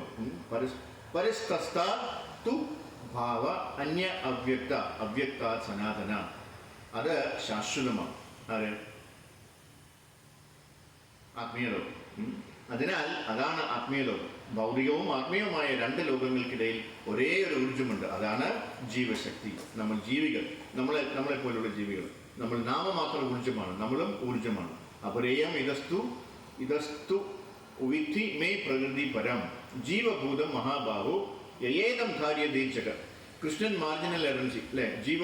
ജീവജാലങ്ങളെ വിവരിക്കുന്നു. നമ്മളെന്താ പറയാന്? തടസ്ഥ ശക്തി, അല്ലെ? തടസ്ഥ ശക്തി എന്ന് പറയും. അതിനാൽ ജീവാത്മാക്കൾ അവർ യഥാർത്ഥത്തിൽ പ്രകൃതിയാണ്, പുരുഷനല്ല. പുരുഷൻ പരമപുരുഷനാണ്. പുരുഷൻ എന്നാൽ ആസ്വാദകൻ. എന്നാൽ മായാവാദി തത്വശാസ്ത്രം എന്താ പറയുന്നത്? അവർ പ്രകൃതിയെ പുരുഷനാക്കി മാറ്റാൻ ആഗ്രഹിക്കുന്നു. ജീവയെ പ്രകൃതി, പരാപ്രകൃതി എന്ന് വിശേഷിപ്പിക്കുന്നു. ജീവഭൂത അവർ ദ്രവ്യത്തെ ക്രമീകരിക്കുന്നതിനാൽ അവ പദാർത്ഥത്തെക്കാൾ മികച്ചതാണ്. വിഭവങ്ങൾ, ഭൗതിക വിഭവങ്ങൾ, അവർ അത് ആസ്വദിക്കാൻ ശ്രമിക്കുന്നു. അവർക്ക് ആസ്വദിക്കാൻ കഴിയില്ല, പക്ഷേ ആസ്വദിക്കാൻ ശ്രമിക്കുകയാണ്. അതിനാൽ അതിനെ ഉയർന്ന ഊർജം എന്ന് വിളിക്കുന്നു. എന്നാൽ ഇത് ഊർജമാണ്, ഊർജസ്വലമല്ല. അതിനാൽ ഈ ഭൗതിക ലോകം ശാശ്വതമാണ്, ജീവജാലങ്ങളും ശാശ്വതമാണ്. അവ്യയ ന ഹന്യതേ ഹന്യമാനേ ശരീരം. ഇപ്പം നിങ്ങൾക്ക് മനസ്സിലായിട്ടുണ്ടാവും, അല്ലേ? എന്തുകൊണ്ടാണ് നമ്മൾ ശാശ്വതം എന്ന് പറഞ്ഞത്? എന്താ ശാശ്വതം എന്ന് പറയാൻ കഴിയും? ഒന്ന്, ഭഗവാന്റെ അംശമാണ് നാം എല്ലാവരും. എന്താണ്? ആത്മാക്കളാണ്, ഭഗവാന്റെ അംശങ്ങളാണ്. അതുകൊണ്ടാണ് അത് ശാശ്വതം എന്ന് പറയുന്നത്. കാരണം ഇത് ഭഗവാന്റെ ഊർജമാണ്. ഭഗവാൻ കൃഷ്ണൻ ശാശ്വതമാണെങ്കിൽ, അല്ലേ, ഭഗവാന്റെ ഊർജവും ശാശ്വതമാണ്. എന്നാൽ ഈ ഊർജത്തിന്റെ പ്രകടനം താൽക്കാലികമാണ്, അല്ലേ? അതാണ് ഇവിടെ ഈ ഭൗതിക ലോകം താൽക്കാലികമെന്ന് പറയുന്നത്. ഈ പ്രകടനം എന്താണ്? താൽക്കാലികമാണ്. ഭൂത്വ പ്രളയതേ, ഊർജം അവിടെയുണ്ട്, അല്ലെ? ഊർജം ഇല്ലെങ്കിൽ അതെങ്ങനെ പ്രകടമാകും? ജന്മാദിയസ്യേത, അല്ലെ? ഭാഗവതത്തിലെ ആദ്യത്തെ ശ്ലോകമാണ്. നമ്മുടെ ഉള്ളിൽ ഊർജങ്ങളുണ്ട്, അവ എല്ലായ്പ്പോഴും പ്രകടമല്ല. ചില സമയങ്ങളിൽ അവ പ്രകടമാണ്. അവയെ അചിന്ത്യ ശക്തി എന്ന് വിളിക്കുന്നു. നമ്മുടെ കണക്കുകൂട്ടലുകളെല്ലാം കാര്യങ്ങൾ നടക്കുന്നത്, അല്ലേ? യശൈവ. അപ്പോൾ ഇനി ബ്രഹ്മസംഹിതയിൽ എന്താ പറയുന്നത്? യശൈക നിശ്വസിത കാലം അതാവലംബ്യ ജീവന്തി ലോമ വിലിജ ജഗദണ്ഡനാഥ വിഷ്ണുർ മഹാൻ സ ഇഹ യസ്യ കലാവിശേഷോ ഗോവിന്ദമാദി പുരുഷം തമഹം ഭജാമി. അതിനാൽ മഹാവിഷ്ണു ശ്വാസോച്ഛ്വാസം കൊണ്ട് മാത്രം പരിധികളില്ലാത്ത പ്രപഞ്ചങ്ങൾ കടന്നു വരികയും പോവുകയും ചെയ്യും. അതിനാൽ അത്തരം അചിന്തനീയമായ ഊർജങ്ങൾ അവിടെയുണ്ട്. നാം കൃഷ്ണന്റെ അംശവും ഭാഗവുമായതിനാൽ നമുക്ക് അചിന്തനീയമായ ഊർജവും ലഭിച്ചു. എങ്ങനെയാണ് അത് ദുരുപയോഗം ചെയ്യുന്നത്? താൻ ആസ്വാദകനാണെന്ന് ഭഗവാൻ പറയുന്നു. ഭോക്താരം യക്ഷതപസാം സർവ്വലോക മഹേശ്വരൻ. ഭഗവാൻ എല്ലാ ലോകങ്ങളുടെയും എല്ലാ ബ്രഹ്മാണ്ടങ്ങളുടെയും ഉടമസ്ഥനാണ്. പക്ഷേ നിർഭാഗ്യവശാൽ നാം കൃഷ്ണനെ നിരാകരിക്കുക, ഈ ഭൗതിക ലോകത്തെ ആസ്വാദകരാകാൻ നമ്മൾ ശ്രമിക്കുന്നു. അതാണ് മായ. ലോകം മായയല്ല, മറിച്ച് ഈ ഭൗതിക ലോകത്തെ ആസ്വദിക്കാനും അവൻ്റെ ഇന്ദ്രിയങ്ങളെ തൃപ്തിപ്പെടുത്താനുമുള്ള ജീവജാലങ്ങളുടെ ഉദ്ദേശമാണ്. അതാണ് മായ. അപ്പം എന്താണ് മായ? നമ്മളെല്ലാവരും ജീവജാലങ്ങളാണ്, അല്ലേ?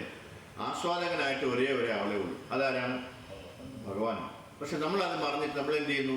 നമ്മളെല്ലാവരും ആസ്വദിക്കാൻ ശ്രമിക്കുന്നു. അതാണ് ഇവിടെ മായ എന്ന് പറയുന്നത്, അല്ലേ? അപ്പം നമുക്ക് എപ്പോഴാണോ ആ ആസ്വാദന ത്വര വന്നത്, അത് മായയുടെ പ്രവർത്തനം കൊണ്ടാണ് വന്നത്. അപ്പോൾ അതാണ് മായ. ലോകം മായയല്ല, മറിച്ച് ഈ ഭൗതിക ലോകത്തെ ആസ്വദിക്കാനും അവൻ്റെ ഇന്ദ്രിയങ്ങളെ തൃപ്തിപ്പെടുത്താനുമുള്ള ജീവജാലങ്ങളുടെ ഉദ്ദേശമാണ്. അതാണ് മായ. ശാസ്ത്രജ്ഞരും മനുഷ്യ സ്നേഹികളും രാഷ്ട്രീയക്കാരും എന്ന് വിളിക്കപ്പെടുന്നവർ ഈ ഭൗതിക ലോകത്തെ പരമാവധി ആസ്വദിക്കാൻ ശ്രമിക്കുന്നു. അതെങ്ങനെ ആസ്വദിക്കാമെന്ന് അവർ ഉപാധികൾ കണ്ടുപിടിക്കുകയാണ്. ഇതാണ് മായ, അല്ലേ? ഇതിനെ എന്തുമാത്രം നമുക്ക് ഉപയോഗപ്പെടുത്താം എന്നാണ് ഓരോരുത്തരും ഓരോ നിമിഷവും ചിന്തിച്ചുകൊണ്ടിരിക്കുന്നത്, പ്രത്യേകിച്ച് ശാസ്ത്രജ്ഞന്മാർ. അതിന് ഭഗവത്ഗീത ദേവി ഹൈ ഈശ ഗുണമായി മയമായ ദുരത്തെയാണ്. അവർ ഈ മായയാൽ ആകർഷിക്കപ്പെടുന്നു. എന്നെ ആസ്വദിക്കാൻ ശ്രമിക്കുക. ഈ വ്യവസ്ഥിതരായ ആത്മാക്കൾ അതിനുശേഷം എങ്ങനെ ആസ്വദിക്കാം? ത്രൈഗുണ്യ വിഷയ വേദ നിസ്ത്രൈഗുണ്യോ ഭവാർജുന. അതിനാൽ വേദങ്ങൾ പറയുന്നു, നിങ്ങൾ അത്തരം ത്യാഗങ്ങൾ ചെയ്താൽ നമ്മൾ ദേവതകളാകാനും സുന്ദരിയായ സ്ത്രീയെ ഉയർന്ന ജീവിത നിലവാരം ആസ്വദിക്കാനും അത്തരം ഉയർന്ന ഗ്രഹവസ്ഥയിലേക്ക് ഉയർത്തപ്പെടും. അല്ലേ? അപ്പം അതുകൊണ്ട് ഇമാം പുഷ്പിതാം വാചം വേദവാദരഥ പാർത്ഥ നാന്യാൽ അസ്ഥിതിവാദിന. അതിനാൽ ഈ ഭൗതിക ലോകം എന്താണെന്നും അതെങ്ങനെ പ്രവർത്തിക്കുന്നുവെന്നും നാം മനസ്സിലാക്കണം. അത് ഈ 15-ാം അധ്യായത്തിൽ വിവരിച്ച് പറയുന്നു. അപ്പോൾ നമ്മൾ ഈ നല്ല കാര്യങ്ങളൊക്കെ ചെയ്യുന്നത് എന്തിനാണ്? അല്ലെങ്കിൽ പുണ്യപ്രവർത്തനങ്ങൾ ചെയ്യുന്നത് എന്തിനാണ്? നമുക്ക് കൂടുതൽ ആസ്വദിക്കാൻ വേണ്ടിയാണ്, അല്ലേ? പുണ്യപ്രവർത്തികൾ ചെയ്താൽ നമ്മളെങ്ങോട്ട് പോകും? സ്വർഗത്തിലേക്ക്, അല്ലേ? അവിടെ നമുക്ക് ആസ്വാദനത്തിനുള്ള എല്ലാ കാര്യങ്ങളും ഉണ്ടെന്നാണ് പറയുന്നത്, അല്ലേ? അത് അപ്പോൾ ഇവിടെ കിട്ടുന്നതൊന്നും പോരാ, അതിൽ കൂടുതൽ കിട്ടണമെന്നുള്ള താല്പര്യത്തിലാണ് നമ്മൾ കൂടുതൽ പുണ്യങ്ങൾ ചെയ്യുന്നത്, അല്ലേ? ആ പുണ്യങ്ങൾ ആർജിച്ചു കഴിഞ്ഞാൽ നമുക്ക് സ്വർഗത്തിലേക്ക് പോയിട്ട് അവിടുത്തെ സുഖങ്ങളൊക്കെ അനുഭവിക്കാൻ സാധിക്കും. ഈ ഭൗതിക ലോകത്തിൻ്റെ ഭരണഘടന അങ്ങനെ എന്താണ്? അത് എങ്ങനെ പ്രവർത്തിക്കുന്നു? നമ്മൾ എന്തിനാണ് ഇവിടെ വന്നത്? എന്തിനാണ് നമ്മൾ നിലനിൽപ്പിനായി ഇത്രയധികം കഷ്ടപ്പെടുന്നത്? നമ്മുടെ കടമ എന്താണ്? ഈ കുരുക്കിൽ നിന്ന് എങ്ങനെ രക്ഷപ്പെടാം?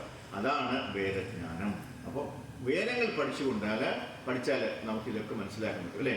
നാം എന്താണ്, നാം ആരാണ്, നമുക്കും ഭഗവാനുമായിട്ടുള്ള ബന്ധം എന്താണ്, നമ്മൾ ശരിക്കും എന്താണ് ചെയ്യേണ്ടത്, അല്ലേ? നമ്മുടെ കടമ എന്താണ് എന്നൊക്കെ പഠിക്കും എന്നൊക്കെ നമുക്ക് മനസ്സിലാക്കാൻ പറ്റും, അല്ലേ? കാരണം പുറത്തു കിടക്കുക എന്നത് അന്തിമമായ കാര്യമല്ല. നമുക്ക് ഇഷ്ടമില്ലാത്ത ഒരു സ്ഥലത്ത് നിങ്ങൾ ജോലി ചെയ്യുന്നുവെന്ന് കരുതുക, നമ്മൾ മാറാൻ ആഗ്രഹിക്കുന്നു, നിങ്ങളുടെ സ്ഥാനം രാജിവെച്ചാൽ അത് നല്ലതല്ല. അപ്പോൾ ഇവിടെ പറയുന്നത്, നമ്മൾ ഒരു ഓഫീസിൽ ജോലി ചെയ്യുകയാണെങ്കിൽ, അല്ലേ, ചിലപ്പോൾ നമുക്ക് കൂടെ ഉള്ളവരെ ഇഷ്ടപ്പെടില്ല, ചിലപ്പോൾ നമ്മളെ മാനേജർമാരെ ഇഷ്ടപ്പെടില്ല, അല്ലേ? അങ്ങനെ വന്നു കഴിഞ്ഞാൽ നമ്മൾ അത് വിട്ടിട്ട് ഓടുക അല്ലേ ചെയ്യേണ്ടത്. പിന്നെ മറ്റൊരു അവസരം, അല്ലേ, മറ്റൊരു അവസരം നോക്കുകയാണ് ചെയ്യുന്നത്. മറ്റൊരു ഡിപ്പാർട്ട്മെൻറ്റിലേക്കോ അല്ലെങ്കിൽ മറ്റൊരു കമ്പനിയിലേക്കോ മാറണമെന്നാണ് പറയുന്നത്. നിന്ന് മോചനം നേടുക എന്നാണ് ഭൗതിക പ്രവർത്തനങ്ങൾ അവയെല്ലാം. അപ്പോൾ മുക്തി എന്നാൽ ഉപയോഗശൂന്യമായ പ്രവർത്തനങ്ങളിൽ നിന്ന് മോചനം നേടുക എന്നുള്ളത്. അപ്പോൾ ഇവിടെ കുരങ്ങനെ കുറിച്ച് പറയുന്നുണ്ട്. നമ്മളൊരു കുരങ്ങനെ കണ്ടു, അതുകൊണ്ടാണ് ജീവിത സങ്കല്പത്തിൽ കുരങ്ങനെ പോലെ ഗോസ്വാമി വിവരിച്ചിരിക്കുന്നത് എന്താണ്? ഫാൽഗു വൈരാഗ്യം. കുരങ്ങൻ വൈരാഗ്യം. അവൻ വനത്തിലാണ് താമസിക്കുന്നത്, അയാൾക്ക് തുണി പോലും ഇല്ല. കുരങ്ങന്മാർ തുണി ഉടുക്കോ? ഇല്ലല്ലോ. പക്ഷെ മറ്റ് വൈരാഗികളാണ്, തുണി ഉടുത്ത വൈരാഗികളുണ്ട്, അവർക്ക് ചെറിയ തുണിയുണ്ട്. എന്നാൽ ഈ കുരങ്ങന്മാർക്ക് തുണിയില്ല. അവർ വനത്തിൽ വസിക്കുകയും പഴങ്ങൾ കഴിക്കുകയും ചെയ്യുന്നു. അവർ ഫുൾ സസ്യഭുക്കളല്ലേ, അല്ലേ? They are vegetarian. അപ്പോൾ സസ്യാഹാരം മാത്രമേ അവർ കഴിക്കത്തുള്ളൂ. അതുകൊണ്ട് ഗോസ്വാമി പറയുന്നത് എന്താ? ഗോസ്വാമി പറഞ്ഞ പ്രാപഞ്ചികതയാ ബുദ്ധിയ ഹരി സംബന്ധി വസ്തുന മുമുക്ഷുഭി പരിത്യാഗോ ഫൽഗു വൈരാഗ്യം കത്യതേ. ഫൽഗു എന്നാൽ മൂല്യം കുറഞ്ഞതും പ്രാധാന്യം കുറഞ്ഞതുമാണ്. അല്ലെങ്കിൽ ഫാൽഗു നദിയുണ്ട്, അതും കൂടെ അവിടെ പറയുന്നുണ്ട്. ഗയയിൽ ഒരു ഫാൽഗു നദിയുണ്ട്. നദീതടത്തിൽ നമ്മളവിടെ ഈ ചില മറ്റ് ഗംഗയുടെ അടുത്ത് പോയി കഴിഞ്ഞാൽ അത് കാണാൻ പറ്റുമായിരിക്കും. നമ്മളിതിൻ്റെ ഉപരിതലം നോക്കിക്കഴിഞ്ഞാൽ വരണ്ട് കിടക്കും, അല്ലേ? ഈ ചൂടൊക്കെ അടിച്ചിട്ട് വരണ്ട് കിടക്കും. പക്ഷെ നമ്മൾ കൈ ഇങ്ങനെ ഒന്ന് ഞെക്കിയാൽ, അകത്തോട്ടേക്ക് ഒന്ന് പ്രസ് ചെയ്താൽ അടിയിൽ എന്ത് കാണും? അവിടെ വെള്ളം കാണും, അല്ലേ? അപ്പോൾ ഈ വെളി കാണുന്നത് യഥാർത്ഥമാണോ? അതാണ് ഇവിടെ ഫാൽഗു വൈരാഗ്യം എന്ന് പറയും. മണൽ അവിടെ ഇപ്പോൾ നദീതടത്തിൽ നിങ്ങൾ മണൽ വരേണ്ടതായി കാണും. പക്ഷേ നമ്മുടെ കൈ മണലിന് താഴേക്ക് തള്ളുകയാണെങ്കിൽ നമുക്ക് വെള്ളം ലഭിക്കും. ഇതാണ് പ്രാക്ടീസ്. അതിനാൽ ഇതിനെ ഫൽഗു വൈരാഗ്യം എന്ന് വിളിക്കുന്നു. യഥാർത്ഥത്തിൽ പുറത്ത് വൈരാഗിയായി, അല്ലെങ്കിൽ തുണിയില്ല, തുണി പോലും തൊടുന്നില്ല. അപ്പോൾ നമ്മൾ എന്ത് വിചാരിക്കും? ഭയങ്കര വൈരാഗ്യമാണ്, കുരങ്ങനാണ്. ഉള്ളിൽ ഓരോ കുരങ്ങനും 1 ഡസൻ ഭാര്യയെങ്കിലും കാണും, അല്ലേ? അതാണ് അവരുടെ എന്താണ് ഇന്ദ്രിയ സംതൃപ്തി. അതിനാൽ ഇത്തരത്തിലുള്ള ഫാൽഗു വൈരാഗി അല്ലെങ്കിൽ മർക്കട വൈരാഗി ആവശ്യമുണ്ട്. ശ്രീ രൂപഗോസ്വാമി അതാണ് പറഞ്ഞത്. എന്താ പറഞ്ഞത്? പ്രാപഞ്ചികതയാ ബുദ്ധ്യ ഹരിസംബന്ധി വസ്തുന മമുക്ഷി പരിത്യാഗോ ഫാൽഗു വൈരാഗ്യം കൃത്യതേ. അപ്പോൾ വൈരാഗ്യം വേണം, അല്ലേ? യഥാർത്ഥത്തിൽ നമുക്ക് വൈരാഗ്യം ഉണ്ടാവാൻ കഴിയില്ല. വൈരാഗ്യം എന്നാൽ ഭൗതിക ആസ്വാദനത്തിൽ നിന്ന് വിട്ടു നിൽക്കുക എന്നതാണ്, അല്ലെങ്കിൽ ഇന്ദ്രിയ ആസ്വാദനം അതിൽ നിന്ന് വിട്ടു നിൽക്കുക, അതാണ് വൈരാഗ്യം. വാസുദേവ ഭഗവതി ഭക്തിയോഗ പ്രയോജിത ജനയതി ആശു വൈരാഗ്യം ജ്ഞാനം ച യത് അഹൈതുകം. ജ്ഞാനവും വൈരാഗ്യവും നമ്മുടെ അസ്തിത്വത്തെ ശുദ്ധീകരിക്കാൻ ഈ 2 കാര്യങ്ങളും ആവശ്യമാണ്. വാസുദേവനായ കൃഷ്ണനോടുള്ള ഭക്തിനിർഭരമായ സേവനത്തിലൂടെയാണ് അത് സാധ്യമാകുന്നത്. വാസുദേവ ഭഗവതി ഭക്തി യോഗ പ്രയോജിത ജനയതി ആശു വൈരാഗ്യം, അല്ലേ? അപ്പോൾ പെട്ടെന്ന് തന്നെ നമുക്ക് വൈരാഗ്യമാവാൻ സാധിക്കും. അതിൽ പ്രഭുപാദ ഒരു ലെക്ചറിൽ കാണിക്കുന്നതല്ല, ഈ ഫ്രണ്ടിൽ ഇരിക്കുന്ന ശിഷ്യന്മാരെയാണ്, അല്ലേ? അവരെന്താ ചെയ്തിരുന്നത്? അവർ അമേരിക്കക്കാരാണ്, യൂറോപ്പുകാരാണ്, അല്ലേ? അവർ ഈ ഇന്ദ്രിയ സംതൃപ്തിയിൽ ഇങ്ങനെ മുങ്ങിക്കുളിച്ച് നടക്കുന്ന ആൾക്കാരായിരുന്നു. നമ്മൾ എന്തൊക്കെ റെഗുലേറ്ററി പറയുന്നു അതെല്ലാം ചെയ്യുന്ന ആ റെഗുലേറ്ററി പ്രിൻസിപ്പിൾ നിൽക്കുന്ന നേരെ ഓപ്പോസിറ്റായിട്ട് നടന്നിരുന്ന ആൾക്കാർ. അവരെയൊക്കെ ഇങ്ങനെ ആക്കിയെന്ന് പറഞ്ഞു കഴിഞ്ഞാൽ അവരുടെ ആ ഫാൽഗു വൈരാഗ്യമാണ്. എന്താണ്? ഇന്ദ്രിയ തൃപ്തിയോ അല്ലെങ്കിൽ അതിൻ്റെ താല്പര്യങ്ങളോടുള്ള വിരക്തി, അതാണ് അവിടെ ഫാൽഗു വൈരാഗ്യം പറയുന്നത്. അപ്പോൾ ശ്രീ ചൈതന്യ മഹാപ്രഭു എല്ലാം ഇന്ത്യക്കാരെയും ഉപദേശിക്കുന്ന എന്താണ്? ഭാരത ഭൂമിതേ മനുഷ്യ ജന്മ ഹൈലയാര ജന്മസാത്ത കരിക്കാര പര ഉപകാര, അല്ലേ? ചൈതന്യ ചരിതാമത്തിൽ പറയുന്നുണ്ട്. കൃഷ്ണാബോധം വിതരണം ചെയ്യാനുള്ള പര ഉപകാര. നമുക്ക് ആരെയും നമുക്ക് എന്താണ് എന്തെങ്കിലും കൊടുത്ത് നമുക്ക് അവരെ നന്നാക്കാൻ പറ്റില്ല, അല്ലേ? നന്നാക്കാൻ പറ്റുമോ? അവരനുഭവിച്ചെന്ന് തീരണം. പക്ഷെ അവർക്ക് കുറച്ചൊക്കെ ഏറ്റക്കുറച്ചിലുണ്ടാക്കാൻ നമുക്ക് സാധിക്കും. എങ്ങനെ? യാരേക്കോ താരേക്കഹോ കൃഷ്ണ ഉപദേശം, അല്ലേ? അതാണ് നമ്മൾ ചെയ്യേണ്ടത്. അതാണ് ചൈതന്യ നമ്മുടെ ഭഗവാനോട് പറയുന്നത്. ചൈതന്യ ഭഗവാനോട് പറയുന്നത് എന്താണ്? കൃഷ്ണാബോധം വിതരണം ചെയ്യാനുള്ള പര ഉപകാര ഈശ്വരബോധം, അല്ലെങ്കിൽ കൃഷ്ണാബോധം ഇല്ലാത്തതിൻ്റെ പേരിൽ എല്ലാവരും കഷ്ടപ്പെടുന്നു. നമ്മളിപ്പോൾ ഈ സ്ട്രീറ്റിലൊക്കെ നോക്കിക്കഴിഞ്ഞാൽ ഒത്തിരി ആൾക്കാരിങ്ങനെ നടക്കുന്നുണ്ട്, അല്ലേ? പ്രഭുപാദർ അന്ന് ആ ട്രെയിനിലിരുന്ന് കരഞ്ഞതുപോലെയാണ്. ട്രെയിനിലിങ്ങനെ യാത്ര ചെയ്യുമ്പോൾ ചൈനയിലാണോ ജപ്പാനിലാണോ എന്ന് ഓർമ്മയില്ല, അല്ലേ? അവിടെ വെളിയിലോട്ട് നോക്കിയിട്ട് പ്രഭുപാദ് ഇങ്ങനെ കരയുവാണ്.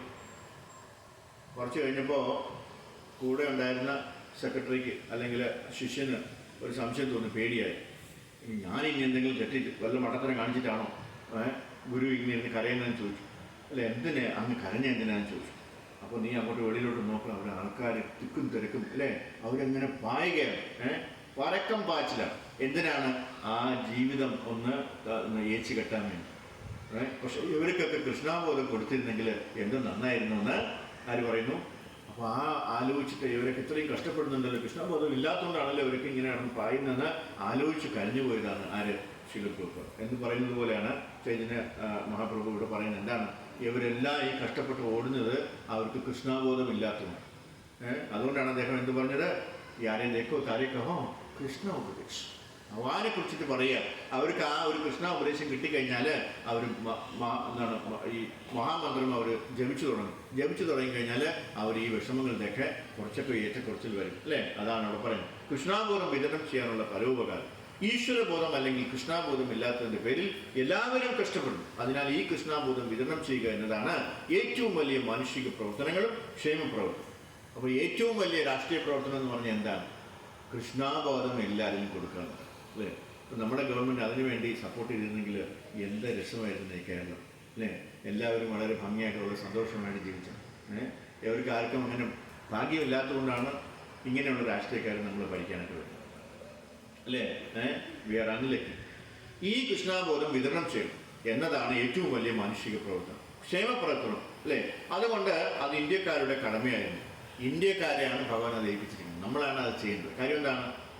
This is God's own country, അല്ലേ? ആ ഭഗവാനെക്കുറിച്ച് അറിയാം. ഭഗവാൻ ജനിച്ച രാജ്യം ഇതാണ്. അപ്പോൾ നമ്മളാണ് ഏറ്റവും കൂടുതൽ ഭഗവാനെക്കുറിച്ച് അറിയേണ്ടത്. അങ്ങനെയുള്ളവരുടെ കടമയാണ് എന്ത്? മറ്റുള്ള രാജ്യത്ത് പോയിട്ട് എന്ത് ചെയ്യണം? നമ്മൾ കൃഷ്ണബോധം പകർന്നു കൊടുക്കേണ്ടത്. ഞാൻ എൻ്റെ ഒരു സ്വന്തം ഒരു അനുഭവം ഞാൻ പറഞ്ഞിട്ടുണ്ട്. ഞാൻ ഇറാനിൽ പോയപ്പോൾ ഇറാനിൽ ചെന്നപ്പോൾ എന്നെ കണ്ടതും അവർ സാഷ്ടാംഗം നമസ്കരിച്ചു. ഞാൻ പിന്നീട് ചോദിച്ചു, എന്തിനാണ് നിങ്ങൾ എന്നെ നമസ്കരിച്ചതെന്ന്. അപ്പോൾ പറഞ്ഞത്, അവർക്ക് ഒരു ഇന്ത്യക്കാരനെ കാണുന്നത് ഈശ്വരനെ കാണുന്നത് പോലെയാണ്. അയ്യോ, ഞാൻ അന്തം വിട്ടുപോയി. രോമാഞ്ചം എപ്പോഴും പോയിട്ടില്ല. കാരണം അപ്പോഴാണ് എനിക്ക് മനസ്സിലായത് എന്താണ് നമ്മുടെ ഇന്ത്യയുടെ എന്താണ് ആ ഒരു സമ്പത്ത് എന്താണ്, അല്ലെങ്കിൽ ഇന്ത്യയുടെ മഹത്വം എന്താണെന്ന് അവർ പറഞ്ഞപ്പോഴാണ് എനിക്ക് മനസ്സിലായത്. ഞാൻ തിരിച്ച് ഓടി വന്നിട്ട് ഖത്തറിലുള്ള എല്ലാവർക്കും 1 മണിക്കൂർ ക്ലാസ് കൊടുത്തു. നമ്മൾ ഇന്ത്യക്കാരാണ്, നമ്മളെല്ലാവരും പ്രൗഡായിരിക്കുന്നത് അല്ലേ? അവരൊക്കെ തരിച്ചിരുന്നു പോയി ആ കഥകളൊക്കെ കേട്ടിട്ട്. അപ്പോൾ അതാണ് ഇന്ത്യ എന്ന് പറയുന്നത്. ആ ഇന്ത്യക്കാരനെ കാണുന്നത് തന്നെ ഈശ്വരനെ കാണുന്നത് പോലെ ആണെങ്കിൽ നമ്മുടെ കടമ എന്താണെന്ന് ആലോചിക്കുക അല്ലേ? നമ്മൾ ഈ ലോകം മുഴുവൻ എന്താണ് ഭഗവാന്റെ കഥ പ്രചരിപ്പിക്കണം, അല്ലെങ്കിൽ കൃഷ്ണാബോധം പ്രചരിപ്പിക്കേണ്ട കടമ നമുക്കുണ്ട്. അത് പ്രഭാത് നമുക്ക് കാണിച്ചു അല്ലേ? പ്രഭാത് നാ ഹോത്തോ എന്താ സംഭവിക്കുന്ന ഒന്നും പറയാൻ പറ്റില്ല അല്ലേ? അപ്പോൾ കൃഷ്ണാബോധം വിതരണം ചെയ്യാനുള്ള ഉപകാരം ഈശ്വരബോധം അല്ലെങ്കിൽ കൃഷ്ണാബോധം ഇല്ലാത്തതിൻ്റെ പേരിൽ എല്ലാവരും കഷ്ടപ്പെടുന്നു. അതിനാൽ ഈ കൃഷ്ണാബോധം വിതരണം ചെയ്യുക എന്നതാണ് ഏറ്റവും വലിയ മാനുഷിക പ്രവർത്തനവും ക്ഷേമപ്രദം പ്രവർത്തനവും. നമ്മൾ വേറെ ഒന്നും ചെയ്യേണ്ട ആവശ്യമില്ല. അതുകൊണ്ട് അത് ഇന്ത്യക്കാരുടെ കടമയാകും. ഭാരതഭൂമിതേ മനുഷ്യജന്മ ഹൈലായാര, അതാണ് ഞാൻ നേരത്തെ പറഞ്ഞ കഥ അല്ലേ? ഭാരതഭൂമിയിൽ ജനിക്കണമെങ്കിൽ തന്നെ അതിന് ഒരു ഭാഗ്യം വേണം, ഭയങ്കര ഭാഗ്യമാണ് അല്ലേ?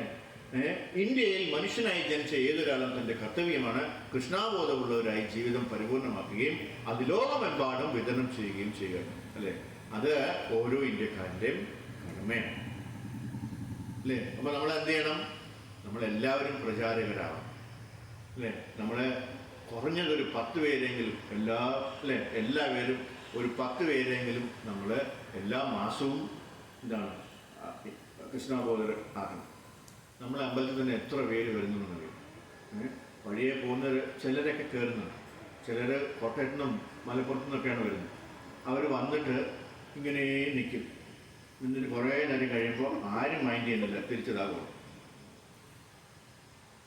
ഇന്നലെ നമ്മൾ മീറ്റിങ്ങിൽ പറഞ്ഞ വളരെ പ്രശസ്തമായിട്ടുള്ള കാര്യമാണ്. ഒരാളൊരു എന്താണ് ഡ്യൂട്ടി കയറുന്ന അവിടെ ഉണ്ടെങ്കിൽ ഒരുപാട് ആൾക്കാർക്ക് അതിനെക്കുറിച്ച് മനസ്സിലാക്കാൻ പറ്റും. പലരും അവിടെ വന്നിട്ട് ഇങ്ങനെ അന്തിച്ച് നിൽക്കും, ഇതെന്തുമായിട്ടും ഒരു പിടുത്തം കിട്ടില്ല. ഞാൻ ചോദിച്ചു, ഈ നിൽക്കുന്ന ആരാണെന്ന് ചോദിച്ചു. ഒരാളോട് ആദ്യമായിട്ട് വന്ന ഒരു 3 പെൺകുട്ടികൾ വന്നിട്ടുണ്ടായിരുന്നു, ഈ ഹോമിയോ കോളേജിൽ പഠിക്കുന്ന കുട്ടികളാണ്. അപ്പോൾ ആരും പ്രഭുവല്ലേ എന്നെ കാണിച്ചു. ആ പിള്ളേരെ കാണിച്ചത് പ്രഭുവിൻ്റെ അടുത്ത് രജിസ്റ്റർ ഈ പിള്ളേരുണ്ട് 3 ആദ്യമായിട്ട് വന്നതാണ്, എന്തെങ്കിലും പറയാൻ പറ്റും. ഞാൻ പോയി ഹെഡ് ചെയ്തു. അപ്പോൾ നിങ്ങൾ ഹോമിയോ കോളേജിൽ നിന്ന് വന്നതാണ്. ഹോമിയോ കോളേജിൽ നിന്ന് ആദ്യമായിട്ട് ആരോ പറഞ്ഞിട്ട് ഇസ്കോൺ ടെമ്പിൾ ഉണ്ടെന്ന് പറഞ്ഞ് അവിടെ ഭയങ്കര ഉണ്ടെന്നൊക്കെ പറഞ്ഞ വണ്ടികളിലേക്ക് വന്നതാണ്. അവർക്ക് ക്ലാസ് ഉണ്ട്, അതിന് മുമ്പേ ഓടി പോകാൻ വേണ്ടി രാവിലെ വന്നതാണ്. അവരിങ്ങനെ അറ്റത്ത് വന്ന് ഇങ്ങനെ വെള്ളത്തിൽ പൂച്ച പോലെ നിൽക്കുക. ഒന്നും അറിയത്തില്ല ഇതെന്താ അവിടെ സംഭവിക്കണം, ഒരു പിടുത്തം കിട്ടില്ല. മറ്റുള്ള അമ്പലങ്ങളിലൊക്കെ പോയിട്ട് അതുപോലൊന്നും അല്ല. ഇതെന്തോ ഇവിടെ എന്തോ ഒന്നും മനസ്സിലാവും. അപ്പോൾ ഞാൻ ചോദിച്ചു, ഞാൻ പിന്നെ അവരെ അപ്പോൾ അടുത്ത് ചോദിച്ചിട്ട് ഫ്രണ്ടിലോട്ട് കൊണ്ടുപോയി ഇത് ആരാണെന്ന് ചോദിച്ചു. അപ്പോൾ അവർ പറഞ്ഞു കൃഷ്ണനും രാധയുമാണ്. ഞാൻ പറഞ്ഞു അല്ല ഇത് കൃഷ്ണ ബലരാമാണ്, നോക്ക് സൂക്ഷിച്ച് നോക്കാൻ പറഞ്ഞു. അങ്ങനെ പിന്നെ ഞാൻ കഥ പറഞ്ഞു കൊടുക്കുകയാണ്. പറഞ്ഞു വന്നപ്പോൾ അവർക്ക് ആ ഇൻട്രസ്റ്റ് അങ്ങോട്ട് കൂടി ഒരുപാട് കാര്യങ്ങൾ അവർ ചോദിച്ചു. അവരിനി എല്ലാ ഞായറാഴ്ചയും വരാമെന്ന് പറഞ്ഞിരിക്കുക. കാരണം അവർക്ക് അപ്പോഴാണ് മനസ്സിലായി നിൽക്കുന്ന ആരാണ്, ഈ ഫ്രണ്ടിൽ ഇരിക്കുന്ന ആരാണ്, ഇപ്പോഴത്തെ ഫോട്ടോസൊക്കെ ആരാണ്, എന്തിനാണ് അത് വെച്ചിരിക്കുന്നതെന്നൊക്കെ മനസ്സിലായത് അപ്പോഴാണ് മനസ്സിലായത്. നമ്മൾ ആരെങ്കിലും പറഞ്ഞു കൊടുക്കണം. നമ്മൾ അതിനെക്കാട്ടും മനസ്സിൽ പിടിച്ച് നിൽക്കും. അവർ വേണമെങ്കിൽ വന്ന് തൊഴിലിട്ട് പോകണം എന്ന് പറയുന്നത് നമുക്കാണ് നഷ്ടം വരുന്നത്. നമ്മളെ ഏൽപ്പിച്ചിരിക്കുന്നത് എന്താണ്? നമുക്ക് ഇതൊക്കെ അറിയാം, അത് മറ്റുള്ളവർക്ക് കൊടുക്കുക എന്നുള്ളതാണ് നമ്മുടെ കടമ. ആ കടമ, ആ ഒരു ബാധ്യത നമുക്കുണ്ട്, അത് നമ്മൾ ചെയ്യണം അല്ലേ? അവിടെ ഇച്ചിരി നാണം കെട്ടാലും കുഴപ്പമൊന്നുമില്ല. അവർ ചെല്ലുമ്പോൾ ചോദിക്കും, ഇയാൾ ആരെയാണ് ചോദിക്കും, കുഴപ്പമില്ല ചോദിച്ചോട്ടെ, എന്താ അല്ലേ? എനിക്കിതൊക്കെ അറിയാം. ഞാൻ പലരോടും ചോദിച്ചപ്പോൾ ഇല്ല ഞാൻ 2-3 പ്രാവശ്യം വന്നിട്ടുണ്ട്. അവർ നോക്കണണ്ട ആദ്യമായിട്ട് വന്നവർ തോന്നും, അതുകൊണ്ട് നമ്മൾ പോയി ചോദിക്കണം. അപ്പോൾ അവർ പറയും ഇല്ലല്ല എനിക്കിതൊക്കെ അറിയാം, ഞാൻ കുറേ ദിവസമായി വന്നിട്ടുണ്ടെന്ന് പറയും. ശരി, ഓക്കെ, താങ്ക് യു, ഹരേ കൃഷ്ണ. നമ്മൾ മാറിക്കാം, അത്രയേ ഉള്ളൂ. നമ്മളതിൽ ഒരു ഒരു കുറവായിട്ട് നമ്മൾ വിചാരിക്കേണ്ട ആവശ്യമേ ഇല്ല അല്ലേ? ആ 10 പേരോട് ചോദിക്കുമ്പോൾ ഈ 9 പേർക്ക് അത് ഉപയോഗപ്പെടും. ഒരാൾ മാത്രമായിരിക്കും എനിക്കതൊക്കെ അറിയാമെന്ന് പറയും അല്ലേ? അപ്പോൾ എന്തുകൊണ്ട് നമ്മൾ ചെയ്യുന്നത്? അപ്പോൾ ഭഗവാൻ എന്താ വിചാരിക്കാം, ഞാൻ എൻ്റെ കുഞ്ഞിനെ നിൻ്റെ ഫ്രണ്ടിൽ കൊണ്ടുവന്നിട്ട് നീ ഒരു അക്ഷരം വായിട്ട് മുന്നിലല്ലോ എന്ന് ചോദിക്കാം അല്ലേ? നമ്മളവിടെ ചിലപ്പോൾ ചോദിക്കും, ഞാൻ എത്ര പിള്ളേരെ എത്ര ആൾക്കാരെയാണ് ഞാൻ നിൻ്റെ ഫ്രണ്ടിൽ വന്നത്, നീ ഒരക്ഷരം കൃഷ്ണ എന്ന് പറഞ്ഞിരുന്നെങ്കിൽ അതിൽ രക്ഷപ്പെട്ടു പോയത്. നീ അതൊന്നും പറയാതെ ബാക്കി എന്തൊക്കെയോ പറഞ്ഞു അല്ലേ? അപ്പോൾ ഇത് നമ്മുടെ കടമയാണ്. ഭഗവാൻ നമ്മളെ ഏൽപ്പിച്ചിരിക്കുന്നത്. നമ്മളൊരു നിമിത്തമാവുകയാണ് അവിടെ ചെന്ന്. അപ്പോൾ നമ്മളെ എന്ത് ചെയ്യണം? യാരിലേക്കോ താരേക്കോ കൃഷ്ണ ഉപദേശം. ആരെ കണ്ടാലും നമ്മൾ ആരെക്കുറിച്ച് പറയണം? ഭഗവാനെ കുറിച്ച് പറയണം. അമ്പലത്തിൽ വന്നു കഴിഞ്ഞാൽ നമുക്ക് ഇഷ്ടംപോലെ കാര്യങ്ങൾ പറയണം. അതൊക്കെ പറഞ്ഞു കഴിഞ്ഞാൽ ദേ ആർ വെരി എക്സൈറ്റഡ്. അവർക്ക് വളരെ താല്പര്യമാണ് അത് കേൾക്കാൻ അല്ലേ? വീണ്ടും വീണ്ടും അവർക്ക് വരാനുള്ളൊരു താല്പര്യമാണ്. അതുപോലെ തന്നെ നമ്മൾ ആരെങ്കിലും ആര് വന്നാലും അവരെ ഒന്ന് ശ്രദ്ധിച്ചു കഴിഞ്ഞാൽ അവർക്ക് തോന്നും, ഇവിടെ വന്നാൽ ആരെങ്കിലുമൊക്കെ നമ്മളോട് സംസാരിക്കും അല്ലേ, നമ്മൾ ഇമ്പോർട്ടൻ്റ് ആണ് അല്ലേ, നമ്മളെ അവർ അംഗീകരിക്കുന്നുണ്ട് എന്നൊക്കെ അവർക്കും തോന്നും. വീണ്ടും വീണ്ടും വരാൻ തോന്നും. ആരും മൈൻഡ് ചെയ്യാനില്ലാതെ അവർ കുറേ നേരം നിന്നിട്ട് തിരിച്ചു പോയി കഴിഞ്ഞാൽ എവിടെ പോകണമെന്ന് ആരും ഇല്ല അവിടെ അന്വേഷിക്കാൻ ഒന്ന് വിചാരിക്കും അല്ലേ? പ്രസാദം അവിടെ ഇഷ്ടംപോലെ ഉണ്ടാവും, ആരും എടുത്തു കൊടുക്കില്ല. കാര്യം എന്താണ്? ആരെങ്കിലും പറഞ്ഞാലും അതെങ്ങനെ അറിയാം, അവിടെ താഴെ പോയി കഴിഞ്ഞാൽ പ്രസാദം കിട്ടും. അതുപോലും പറയാൻ അവിടെ ആളുണ്ടാവും. ഇതിനൊക്കെ നമ്മൾ മുന്നിട്ട് ഇറങ്ങണം അല്ലേ? നമ്മൾ ആരെ കണ്ടു കഴിഞ്ഞാലും ഒരു മടിയും വിചാരിക്കാതെ അവർ പോയി കണ്ടിയണം. അതിനൊക്കെ നമുക്ക് അമല മാനജിക്ക് ഒരുപാട് ക്ലാസ് നമുക്ക് തരാൻ പറ്റും അല്ലേ? We should be a follower of Amala മാനജി. ഇത് എങ്ങനെയാണ് ഒരാൾ ചാക്കിട്ട് പിടിക്കുക, അവരൊക്കെ എന്താണ് പറഞ്ഞു കൊടുക്കേണ്ടതെന്നൊക്കെ you can get the guidance from tuition എടുത്തേക്കും. ഹരേ കൃഷ്ണ.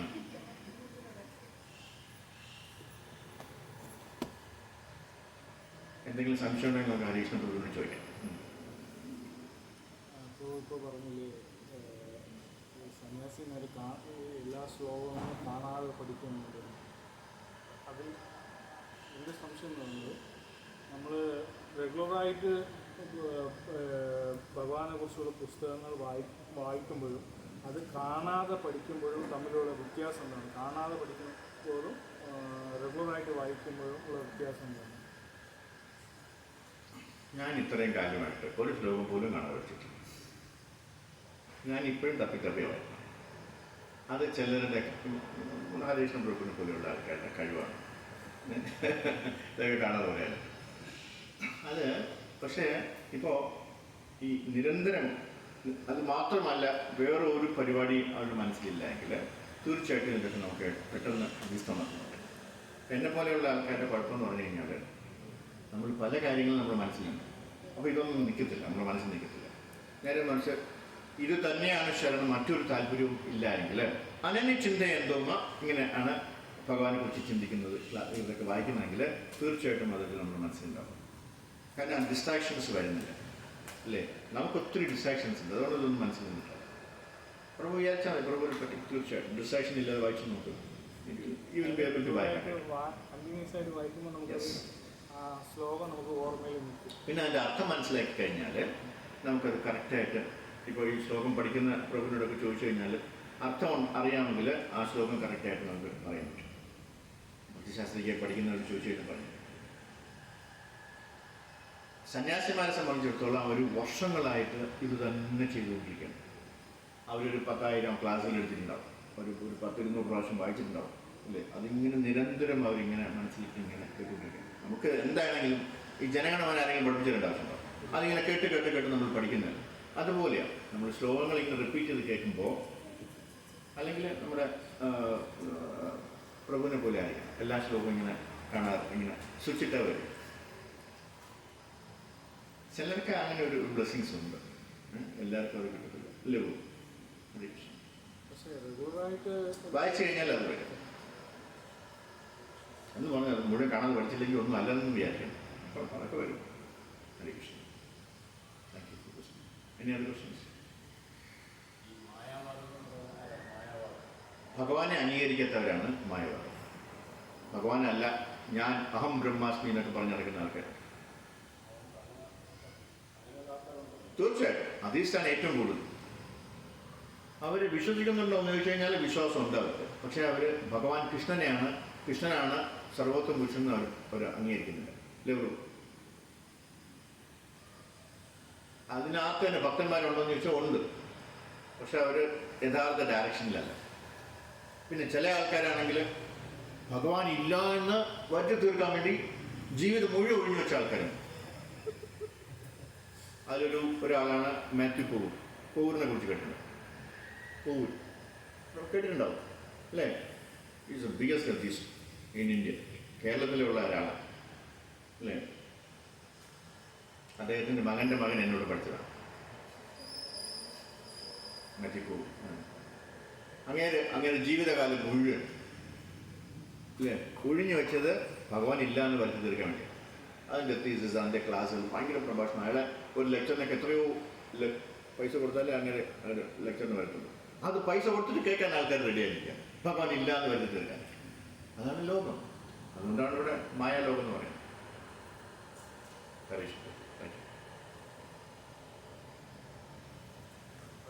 പറഞ്ഞ് നമ്മൾ ടെമ്പിളിലൊക്കെ ആൾക്കാർ വരുമ്പോൾ നമ്മൾ ഭഗവാനെ കുറിച്ച് പറഞ്ഞു കൊടുക്കണം.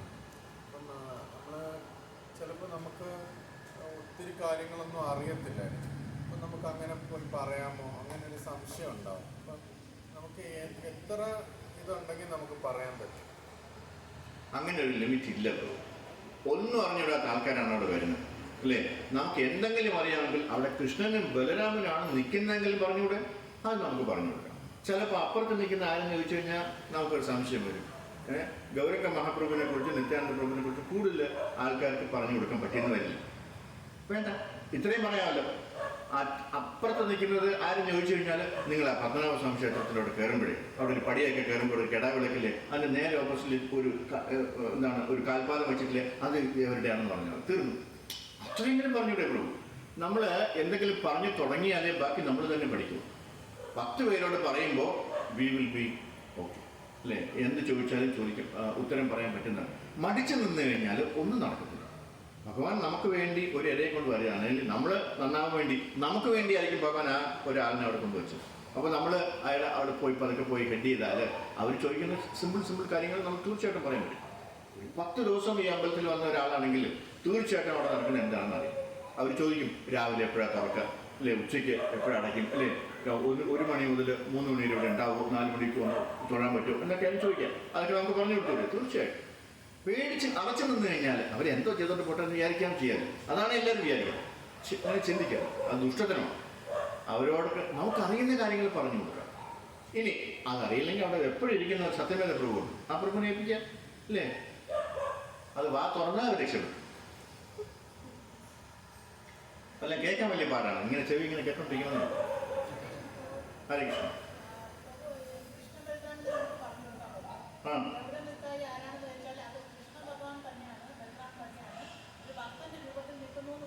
പിന്നെ തീർച്ചയായിട്ടും പറയാം. ഈ കലിയുഗത്തിലെ അവതാരം തീർന്നു. നമുക്ക് ഹരേകൃഷ്ണ മഹാമന്ത്രം അതാണ്. അതെ, അതൊക്കെ ഇനി വരാൻ പോകുന്നുള്ളൂ.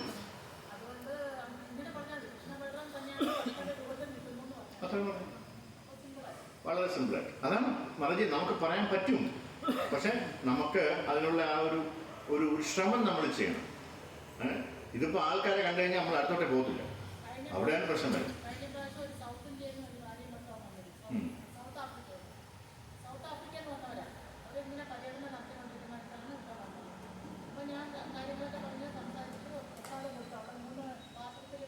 അതെ, അവിടെ ചരണാമൃതം ഇരിക്കുന്ന പോലും പലർക്കും അറിയത്തില്ല. ഒരാൾ ചോദിച്ചതാ, നമ്മളെല്ലാ അമ്പലത്തിൽ പോയാൽ ചന്ദനവും കുറച്ച് പനീരൊക്കെ കിട്ടും, അത് ഇവിടെ ഇല്ലേ? ഞാൻ പറഞ്ഞു എല്ലാം ഇവിടെ ഉണ്ടോ, വെളിയിച്ചിട്ടുണ്ട്.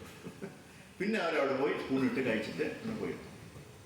പറഞ്ഞു കൊടുക്കാൻ ആൾ വേണം മറിച്ച്, അല്ലെങ്കിൽ അതവിടെ ഇരുന്ന് ഈച്ചയും എറുമ്പൊക്കെ കുടിച്ചിട്ട് പോകത്തുള്ളൂ. ആരും കിട്ടുന്നു അല്ലേ ഉള്ളൂ. പിന്നെ ഞാൻ നോക്കണത് എന്തോ പരിവർത്തിലിരിക്കുന്നു.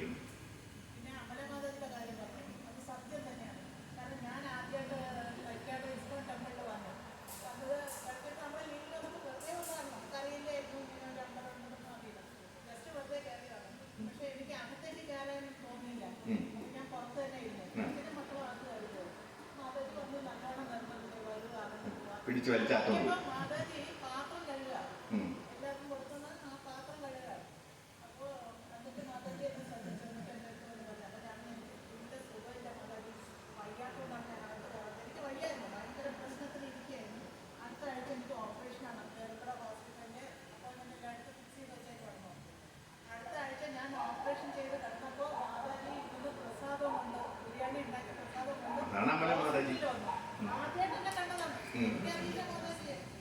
മാതാജി അതേ അനുഭവം എനിക്കുമുണ്ട്. ഞാൻ ഇടയ്ക്കിടയ്ക്ക് ഗൾഫിൽ നിന്ന് വരുമ്പോൾ നമ്മൾ തക്കാട് വരും. എനിക്ക് ആകപ്പാട് അറിയുന്നത് ഒരു അമ്പലം മാറി അതിനെക്കുറിച്ച് കെട്ടി വയ്ക്കാം, അവിടെ പിടിച്ചിട്ട് വയ്ക്കാം. ആകെപ്പാട് അറിയുന്നത് എൻ്റെ അടുത്ത് വന്ന് ചിരിച്ച് കാര്യങ്ങൾ പറയുന്നത് ഈ മാതാജി മാത്രമാണ്. എനിക്ക് മാതാജിയും പൈലറ്റായ മോളിനെ മാത്രമേ വേറെ ഒരൊറ്റ മനുഷ്യനെ നോക്കത്തോലുമില്ല. ആരും മുഖം ആരും കണ്ട ഭാവം നടിക്കത്തില്ല. നമ്മൾ അങ്ങോട്ട് അവിടെ അവർ വായിക്കാത്ത കോലിട്ട് കൂട്ടിയാൽ നാട്ടി, അതല്ലെങ്കിൽ ഒരു ഒറ്റ എണ്ണം മിണ്ടത്തില്ല. നേരെ മറിച്ച് അപ്പോൾ ഞാൻ ആദ്യം വന്ന് നോക്കുന്നത് ഈ മുഖമാണ്. ആകെപ്പാട് ഒരു മുഖമാണ് എനിക്കറിയാം. അന്ന് ഈ പേരൊന്നും അറിയത്തില്ലായിരുന്നു. ഈ മുഖം, ആ ചിരിക്കുന്ന മുഖം എവിടെ പോയ ഉരുണ്ട് എവിടെ പോയി എന്നാണ് നോക്കുക അല്ലേ. ആകെപ്പാടെ നമുക്കൊരു താല്പര്യം, ഭഗവാനെക്കാളും താല്പര്യം അമല മഹാരാജയെ കാണുന്നത്. അമല മഹാരാജ ഉണ്ടെങ്കിൽ ഭഗവാനെ കണ്ടതുപോലെയാണ്. Hare Krishna. Thank you for that clarification.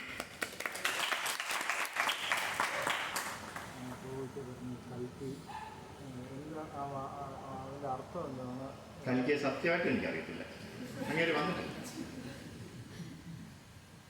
എന്തുകൊണ്ടാണ് കൽക്കിയെക്കുറിച്ച് ശാസ്ത്രങ്ങൾ കൽക്കിയെക്കുറിച്ച് പറയുന്ന കാര്യം എന്ന് വെച്ച് കഴിഞ്ഞാൽ ഈ ലോകം ഇനി വളരെ വളരെ വഷളാവും. അപ്പോൾ കുറേ ദുഷ്ടന്മാർ വരും. എപ്പോഴൊക്കെ ദുഷ്ടന്മാർ വരുന്നു അപ്പോഴൊക്കെ ആര് വരും? ഭഗവാൻ വരും അല്ലേ. ഇതിനെയൊക്കെ തല്ലിക്കൊല്ലാനായിട്ട് വരുന്ന ആളാണ്. കുതിരപ്പുറത്ത് വാളുമായിട്ട് വരും ആര്? കൽക്കി. അന്നാണ് ലോകാവസാനം. ഈ ദുഷ്ടന്മാരെ നിഗ്രഹിക്കാനായിട്ട് ഭഗവാൻ വീണ്ടും അവതരിക്കും. അതാണ് കൽക്കി. ഇപ്പം കാണുന്ന അവതാര കൽക്കികളൊന്നും കൽക്കികളല്ല. കുറേ കൽക്കികൾ ഇപ്പോഴും ഉണ്ട് ഓൾറെഡി അല്ലേ. കലിയുഗമൊന്നും തീർന്നില്ല. തീരുമ്പോഴാണ് അദ്ദേഹം വരുള്ളൂ. അതിൻ്റെ പടമൊക്കെ നമുക്ക് ഇപ്പോഴും പത്മനാഭസ്വാമി ക്ഷേത്രത്തിൽ പോയി കാണാം. അവിടെ ഇങ്ങനെ കുത്തിവെച്ചു. ഹരേ കൃഷ്ണ. നമുക്കവിടെ നിർത്താമോ? ശ്രീമദ് ഭഗവത്ഗീത ഗ്രന്ഥരാജ് കി ജയ്, ശ്രീ പ്രഭുപാദ് കി ജയ്, ഗുരുദേവ് കി ജയ്. അപ്പോൾ ഇന്നത്തെ പ്രസാദം സ്പോൺസർ ചെയ്തിരിക്കുന്നത് ആരാണെന്ന് ഹരികൃഷ്ണ പ്രഭു പറയും.